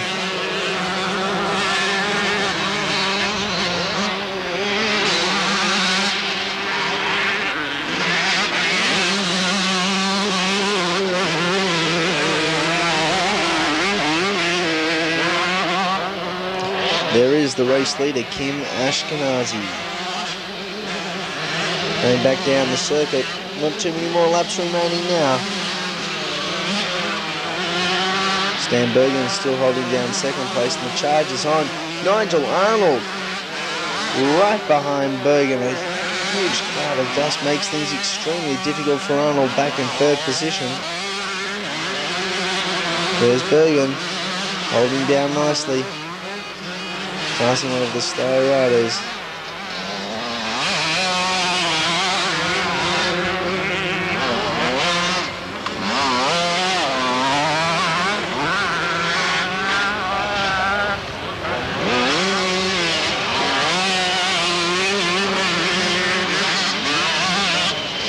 Ashkenazi through a very sharp right-hander.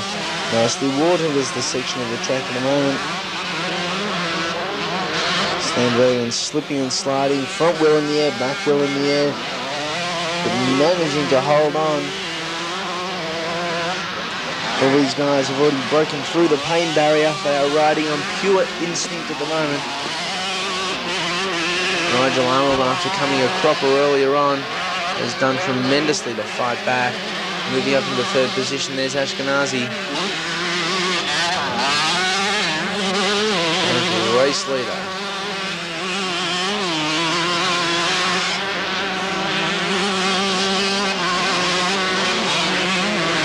It's quite a comfortable lead over Bergen. We'll watch Ashkenazi tackle this bottom section of the track. Watch how he maneuvers the bike, how he uses the bike the way he wants it to, not how the bike wants to go. Ashkenazi doing all the right things and certainly has learned from the best. We'll watch Kim Ashkenazi go down the back of the mountain.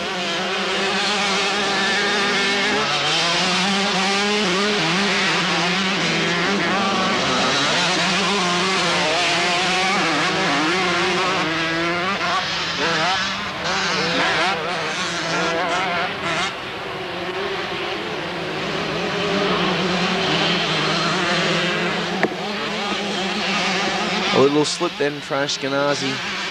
Otherwise, doing it perfectly right out of the textbook. That's the way he rides.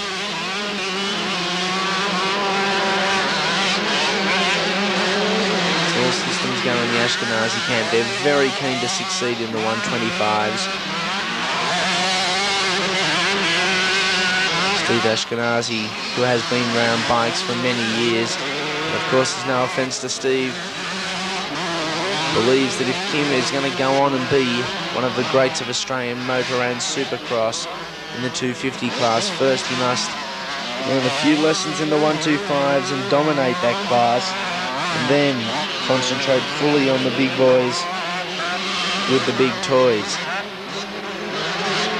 Bike number 41. Josh Donald, that was. He's back in about 6th at the moment.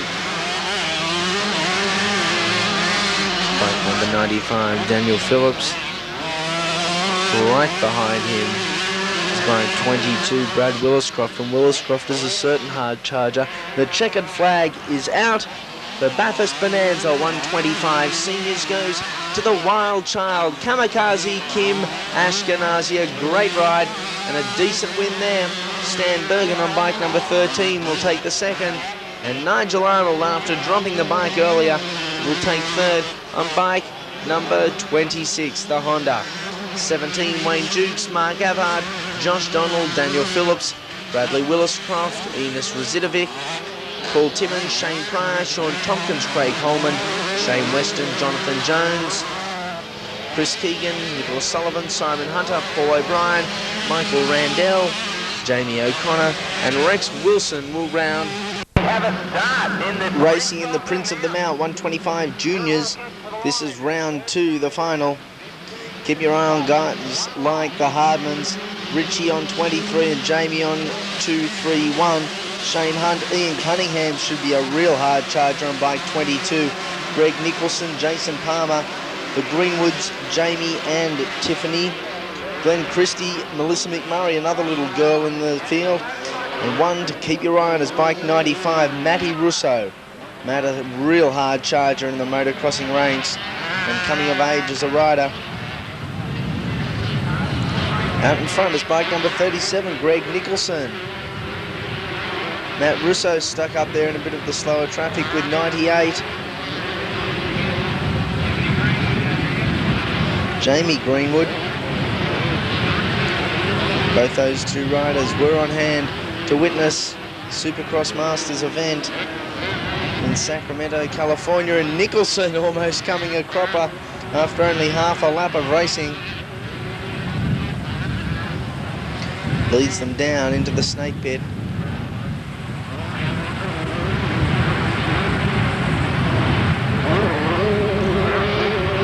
Up he comes for the first time. It's Nicholson, Ian Cunningham in second place.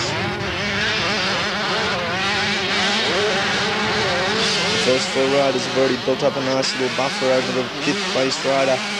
And everyone's certainly making a big fist of this one. There's one of the Hardmans, Jamie, following Jason Palmer in 3rd position. Matty Russo on bike number 95. Keep your eye on him. Ian Cunningham making some waves here on Greg Nicholson, the race leader, as they come out of the dungeon down the bottom section of the circuit. The dust starting to settle.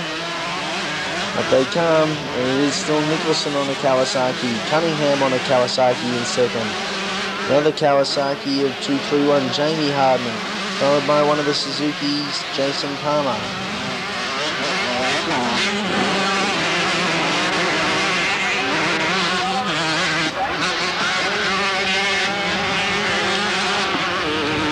Unfortunately, Anthony Gobert crashed in the first round. He can't be with us in this one. Grazed and cut arm, very swollen in the elbow area, and thought it wise not to try and overdo it perhaps and get back on the race in the second round. So it's a shame not to see young Tone Gobert in it. But at the moment, Greg Nicholson is showing everyone what to do with 22, Ian Cunningham hard charging right in the second place, and Cunningham moves into first as Nicholson gets on the wrong side of the cushion there and has to actually go around the berm, off the track around the berm, as Cunningham moves through into first. Nicholson again having some problems cornering. Could there be a problem with the Nicholson Kawasaki? You might have to wait and see as this race drags out.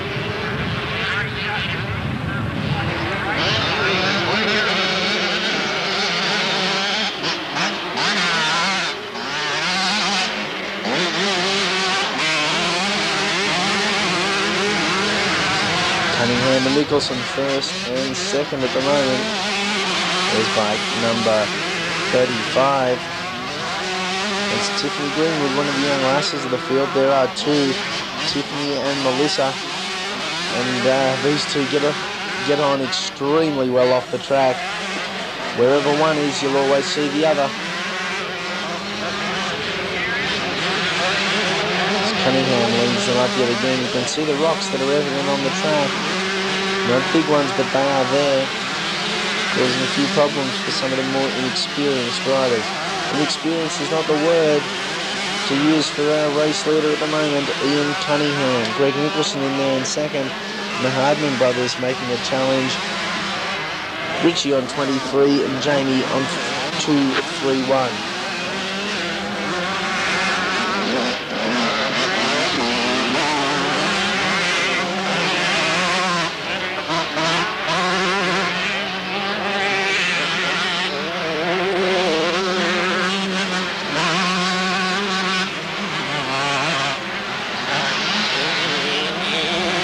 Unfortunate for Nicholson, not turning sharp enough on was that corner there. Last lap around, and again having problems. Nicholson either not changing down gears quick enough or just misjudging the corner. There's the two Hardman brothers, Jamie and Richie, respectively in third and fourth position. Believe me, they will make a challenge for the top positions. Two very hard runners, and they won't give up until the checkered flag drops. Ian Cunningham, though, doing a nice bit of aerial jumping, leads them out. Greg Nicholson still holding down second position, and here comes bike number 23. Richie Hardman. Jamie a little bit further back, only a few bike lengths. Richie making a challenge. He's right on the back wheel of Nicholson. He can smell Nicholson's fumes as they go down into the dungeon. The right hand to the left hander, and Nicholson at the moment is holding on. We'll wait and see as they come up towards the finish line jump. Still a few laps remaining in this one. Nicholson, Hardman. That's second, third and fourth. Out in the front at the moment is Ian Cunningham. There's the crowd you can see on hand. Quite a healthy one, plenty of cars. It's hard to determine exactly how many people are here because the crowd is just so spread out over a huge area here, the back of McPhillamy Park.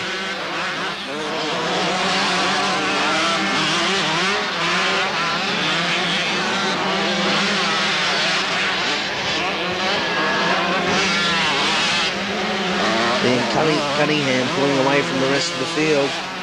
We saw two flashes of green just going up the mountain. In the background, that was second and third, Nicholson and Hardman. And nicely built up as he goes down into the snake pit.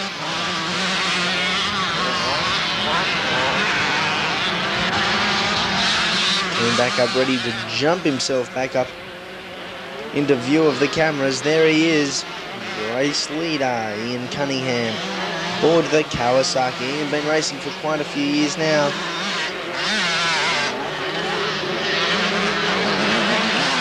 He's certainly one of the better 125 riders around. Only a junior still, between the ages of 15 and 16. Plenty of potential though in this race.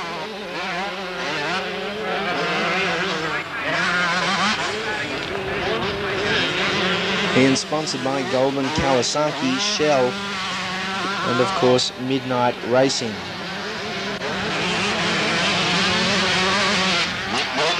I'd like to thank all of those sponsors, because without the sponsors, unfortunately, there would be no racing. A lot of these young guys certainly do appreciate what some of the firms and some of the older generation folks do for their careers.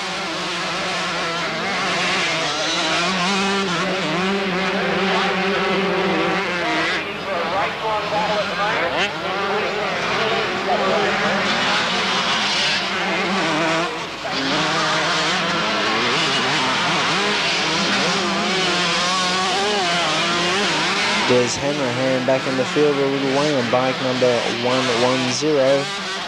Jamie Fulton in there on 41. Doing it quite nicely. He's under siege back in the pack. The two girls are with him at the moment, Tiffany and Melissa. And there's your race leader. In second place, 22 and 23 of their numbers. Ian Cunningham and Richie Hardman. Moving up into third position now is Jamie Hardman on bike 231, relegating Greg Nicholson back to fourth position. Nicholson, of course, led the event earlier, so he'd be somewhat disappointed.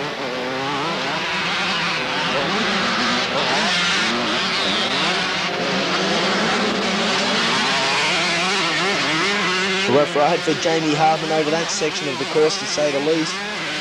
You had it up in the air, then you had it to the left, to the right, over a few rocks, into a few grooves. A very good ride. Bike number 95, Matty Russo, didn't know where to go there. He was off the track temporarily. Mike's okay, he's okay.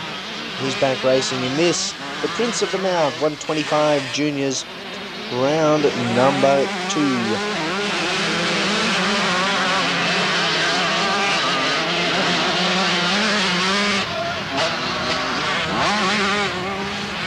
There's Richie Hardman, you just saw crossing the finish line jump. Brother Jamie screaming across the top end of the track. He's one of the first Kawasaki's in the race. There he is, the leader, starting to carve on some of the slower traffic, Ian Cunningham. So I said, doing it. The Goldman Kawasaki shell, of course, the midnight racing. There's all the midnight apparel on.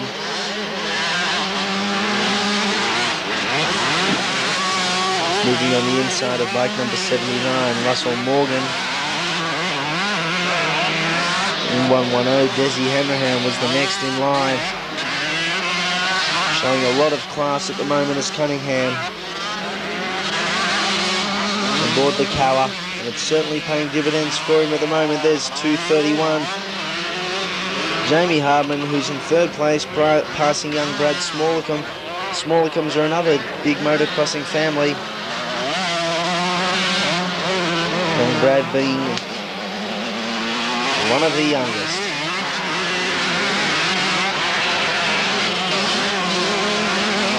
Second place going through the field. He was passing Morgan. That was Richie Hardman.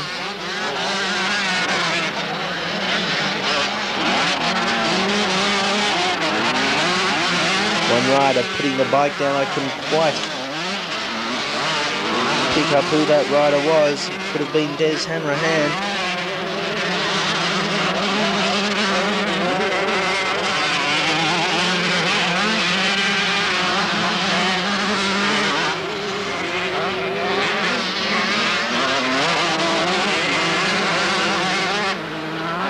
Few of the lap boards going out by mums and dads, telling the kids exactly what place they are, how many laps remaining, and where their competition is coming from at the moment. Ian Cunningham's board would say first and a long way back to second, but keep pushing in because you're doing well. Making his way nicely through some of the slower traffic up towards the top left-hander. Back down the mountain, we'll watch Cunningham go down. Plenty of confidence.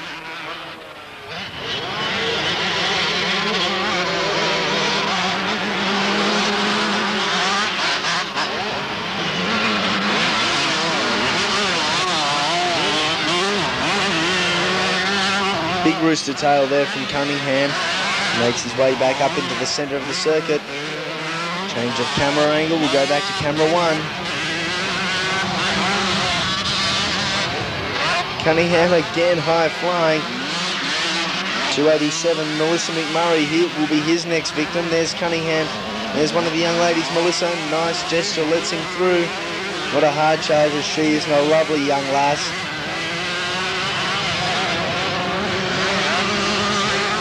The guys have accepted both her and Tiffany extremely well, racing in their 125 age bracket. And as the years go on, the boys will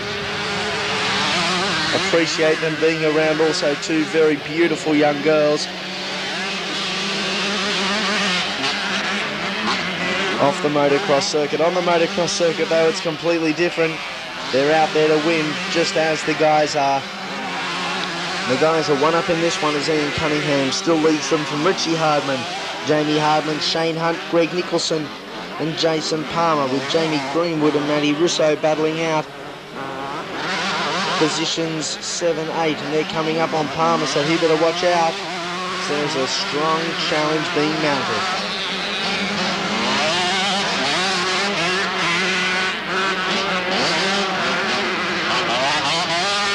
There's Russo in 95. Plenty of open air in front of him.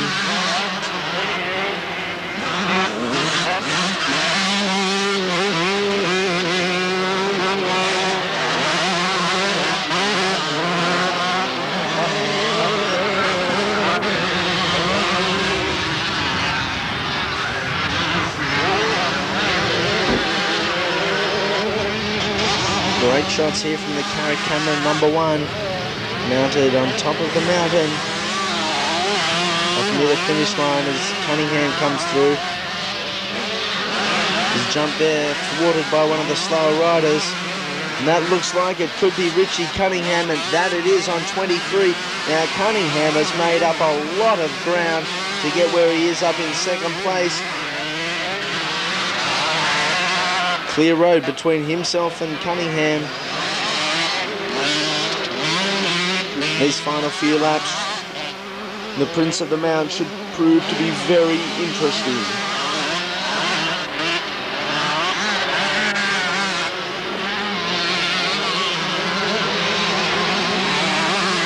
Cunningham coming back up one more time.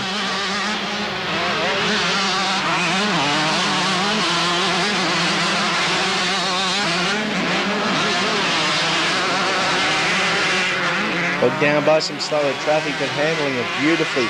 There's one of the Hardmans, it's Richie, who's currently in second posse. And Jamie certainly pressing at the moment. Jamie Hardman, that is, of course, hot in third position. Shane Hunt and Greg Nicholson battling out fourth and fifth. And the war still continues, and a war it is between Jason Palmer and Jamie Greenwood. Matthew Russo has dropped off the pace a little bit, but still quite a handy buff he's got in between himself and ninth place rider Adam Pimenko. Cunningham and Hardman go down the back straight in towards the pit.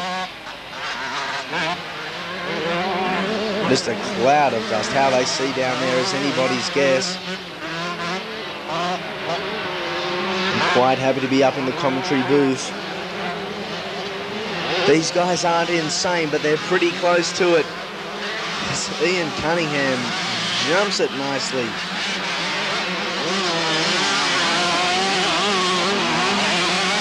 And there's Hardman hot in second position. Going down the back straightaway in towards the dungeon. And look out, because you never know what's down there. Track conditions changing every single lap these guys ride.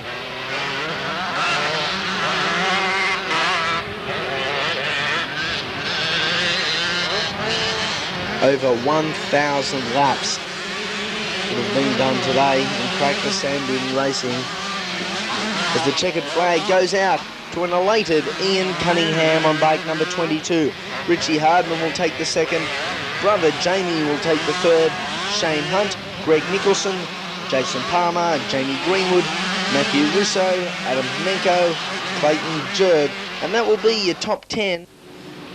This is the one we're waiting for, the King of the Mountain Seniors Final. The big 250 boys let the things loose. Down into the first right-hander. Stewie Bennett looks as though he's got the jump. Phil Robinson's in there. Benny Parise is into second place already. Paul Roman's up there with the leaders. Kim Ashkenazi and Phil Sargent, they're all in there. Look at the big boys rip up the track. Robinson and Parise side by side going down the mountain. They're in second and third respectively. Race leader though is Stewie Bennett, former kid motocross champion of many years back. Leads them out in the first lap.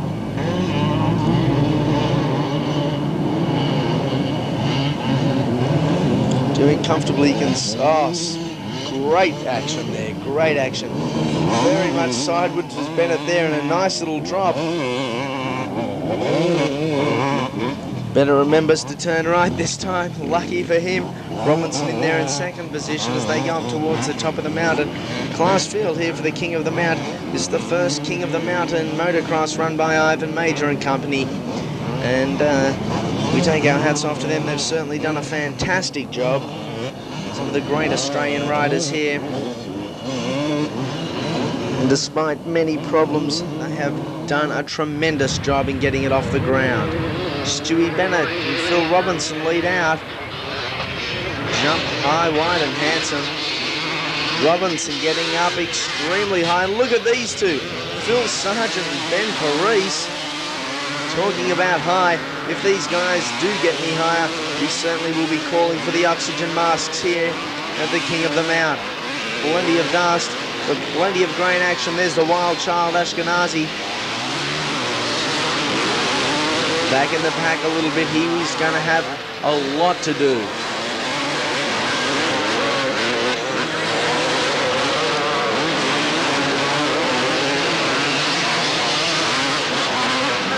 You can bet there won't be too much partying tonight. Most of these guys have ridden in both the 125 and 250 classes.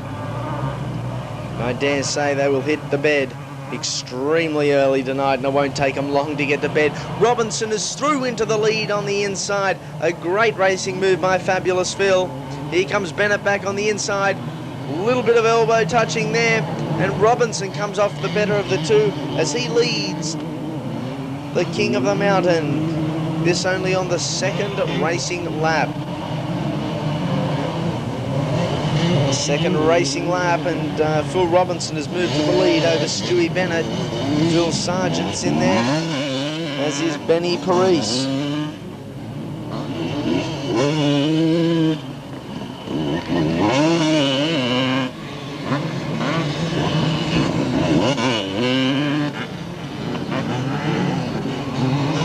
King of the Mountain, the final 40 minutes of racing plus 2 laps. 40 minutes plus 2 laps. Up comes Robinson, starting to pull away, having a look down at the back tyre. Something could be amiss there. Let's just hope not for Phil's sake. He's had a lot of bad luck. It's time for Robinson for everything to work, and Sargent is coming on like gangbusters. Phil Sargent hasn't been back in the saddle for too long since that recent injuries to collarbone and shoulder that have kept him out for so long. Back in the saddle, fitter than ever, he says, and really meaning business. Ashkenazi, as I said, hasn't gained or lost much ground since his last lap. Linskog moving up nicely. Jamie Cunningham, Stephen Hunter, along with Stan Bergen and Darren Noddings, are all charging nice and hard.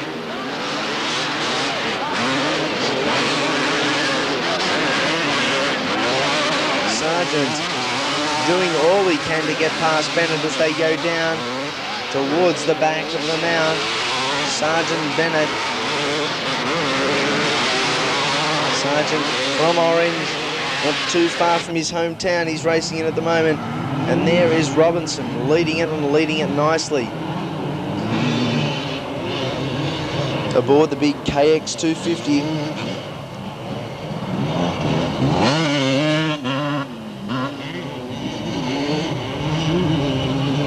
Sargent has moved up to second place in a good ride. Missed the jump a little bit. And Stewie Bennett has fallen from first to third. Fatigue could be setting in. As you look desperately to try and find Phil Sargent, he appears out of a cloud of dust. Stewie Bennett still in third position.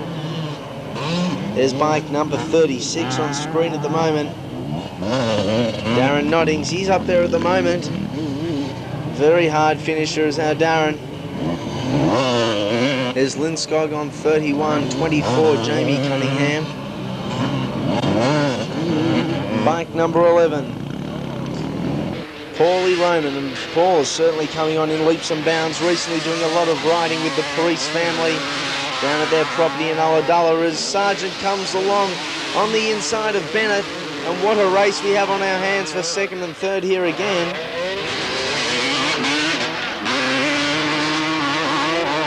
Sargent ducks in on the inside, Bennett on the outside as they go down into the depths of the dungeon. The dungeon, of course, now filled with dust. As they come up, I can see the yellow of Bennett still out there in second place. Sargent makes me eat my words. Straight through on the inside goes Phil. And a great piece of riding. Bike number 5 also in there looking fairly sharp.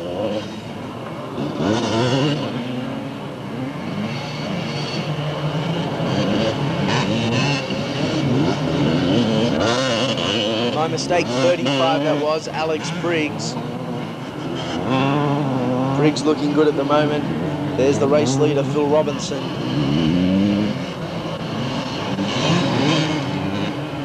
Phil doing it nicely here at the moment, quite comfortably.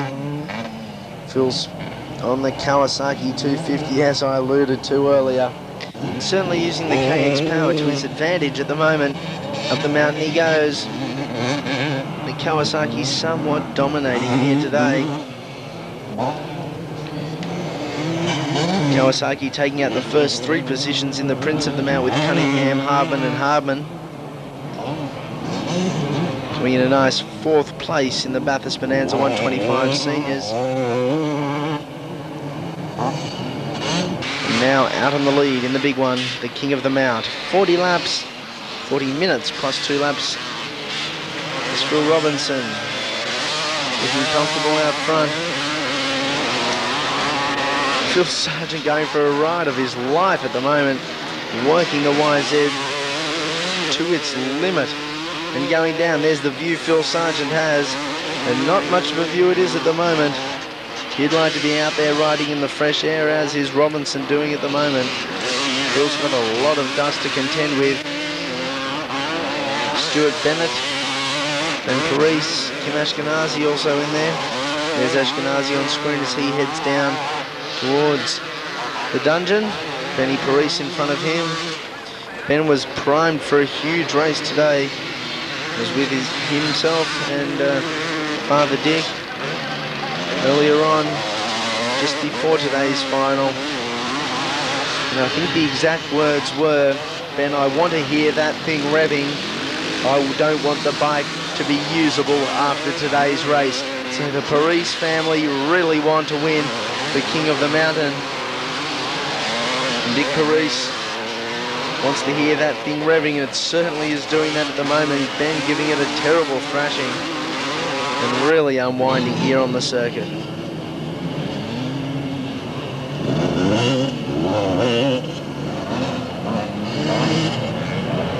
There's Robinson. They've shortened that corner somewhat due to the roughage on the outside, so the grass has been folded back and new roughage is starting. These motorbikes, big powerful things they are, with such experienced riders on them, certainly create a lot of damage but are a lot of fun. Anyone that's ever jumped on a road or a trail bike would know exactly what I'm talking about. Whether you are on the road or whether you are on some trails or on a track, the bikes are just so much fun. You very quickly learn to appreciate exactly what these guys are doing. Some of the unlucky ones, their careers start and end very quickly. In my case, mine ended before I started. Phil Robinson, though, doing it nicely out in the lead. There's the second place rider, Phil Sargent. The day of the Phils, it certainly is. Robinson, Sargent, Stewie Bennett in third place at the moment, with Ben Parise trailing in fourth.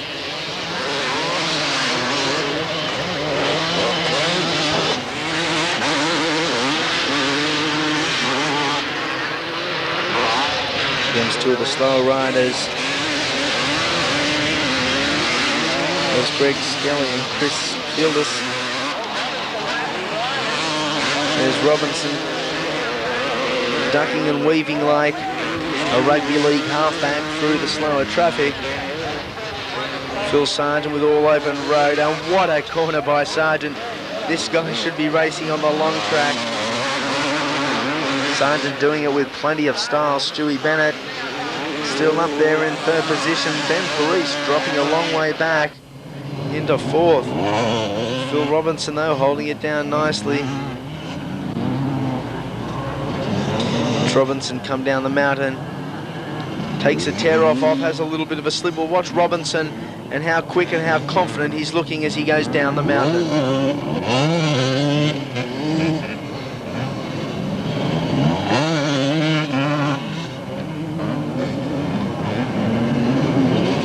There's Sargent passing some of the slower traffic, bike 41 in fact.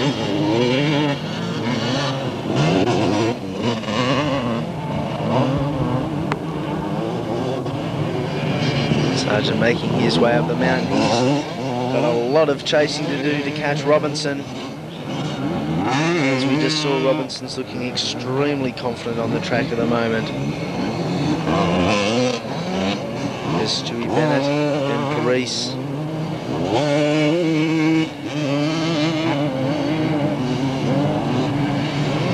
Ashkenazi a long way back, there he is.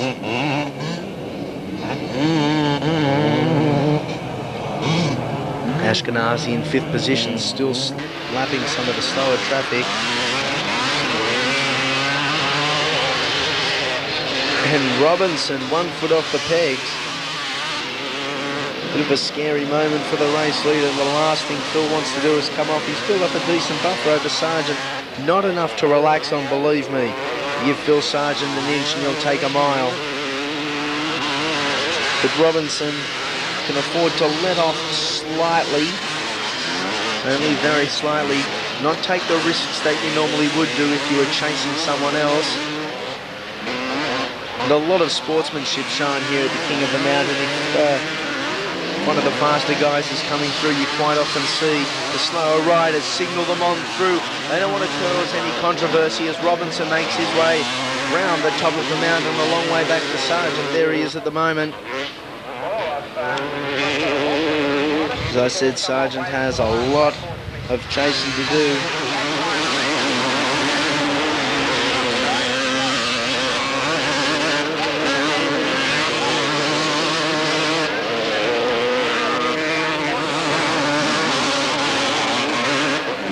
Top of the mountain shot, you can see plenty of cars here at the moment.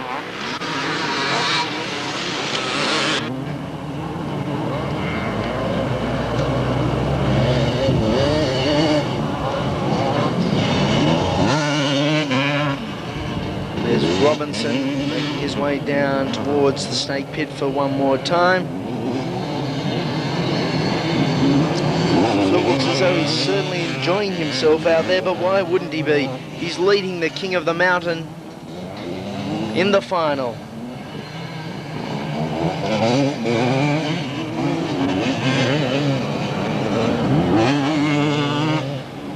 As I said, the dust nicely settling here.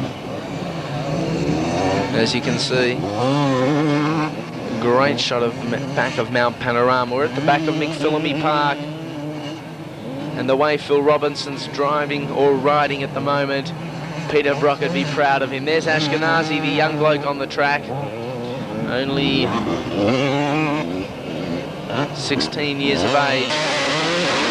Race leader Robinson rounding out a few more of the slower boys, and Sargent, full credit to him, he is giving it all he's got.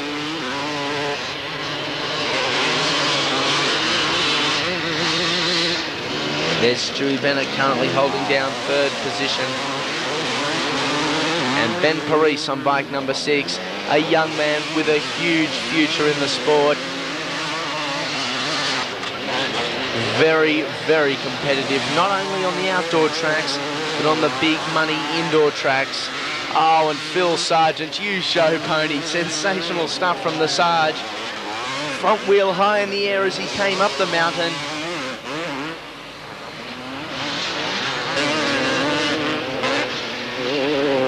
Some great action there by Sargent. He's going quick. He certainly wants to win this one. Parise and Bennett battling out third and fourth at the moment, with Ashkenazi still a fairly distant fifth.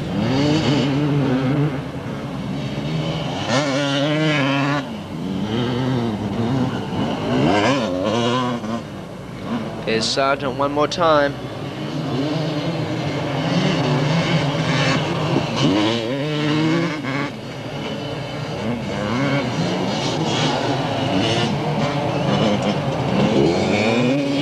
Barely visible as he comes up towards the top. Comes back into eyesight, round the sweeping left-handed down towards the snake pit.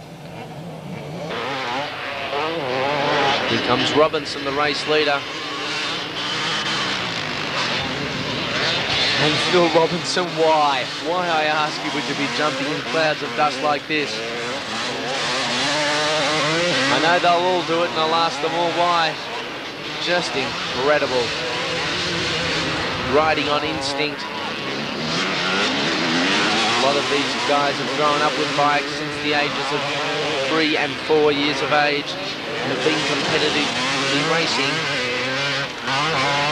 for 10 to 12 years. So they know every part of that bike, exactly what it can do and exactly what they can do. They don't want to go overstepping any of their bounds. As Robinson continues to floor it. A nice inside corner. And Phil Robinson, a very tall lad, standing well over the 6 foot mark. Even on the big 250, looks to be dwarfing the bike and looking to have the next size up. But the 250s are the ones where the big bucks are made. That's exactly what Robinson's hoping for at the moment. There's young Benny Parise. And Kim Ashkenazi. Ashkenazi had a good day so far. He won the Bathurst Bonanza 125 Seniors and is currently placed in 5th in the 250s.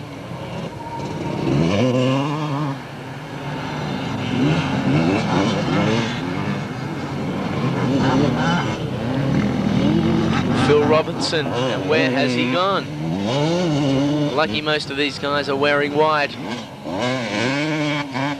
We can just see them going down into the snake pit. The big right-hand corner up towards the top left-hand sweeper of the mountain.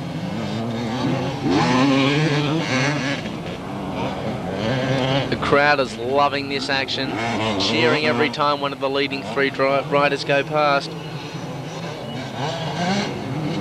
There's one of the leading 3. He's currently 2nd. His name is Philip Sargent from Orange, New South Wales country area. Another country boy is our race leader, fabulous Phil Robinson. Doing it nicely again, getting plenty of air up into that right-hand hairpin. Missing out on the groove line. But Robinson is just dominating here at the moment. The machine is doing exactly what he's telling it to. And Sargent really at the moment does have no answers. No one has got an answer for the pace, the dedication, and the commitment of Phil Robinson here at Mount Panorama. Well over the halfway distance. There's Stewie Bennett on 64, still holding down a very good 3rd position.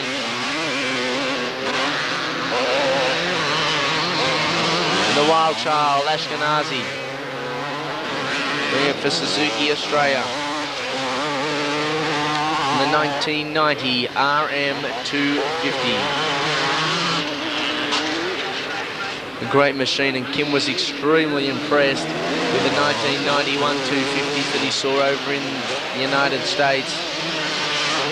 Saw Guy Cooper clean up 3 out of 4 main events on the brand new 1991 125 and 250.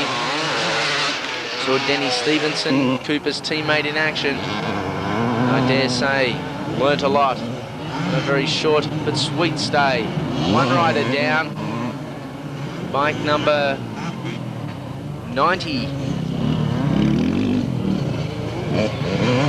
98 it was, sorry, Gavin Sansom.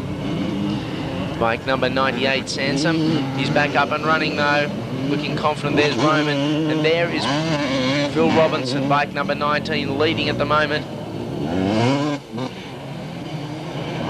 Not too much longer to go as Phil Robinson leads them up on top of the mountain, the long sweeping left-hander, and there is plenty of ruts there.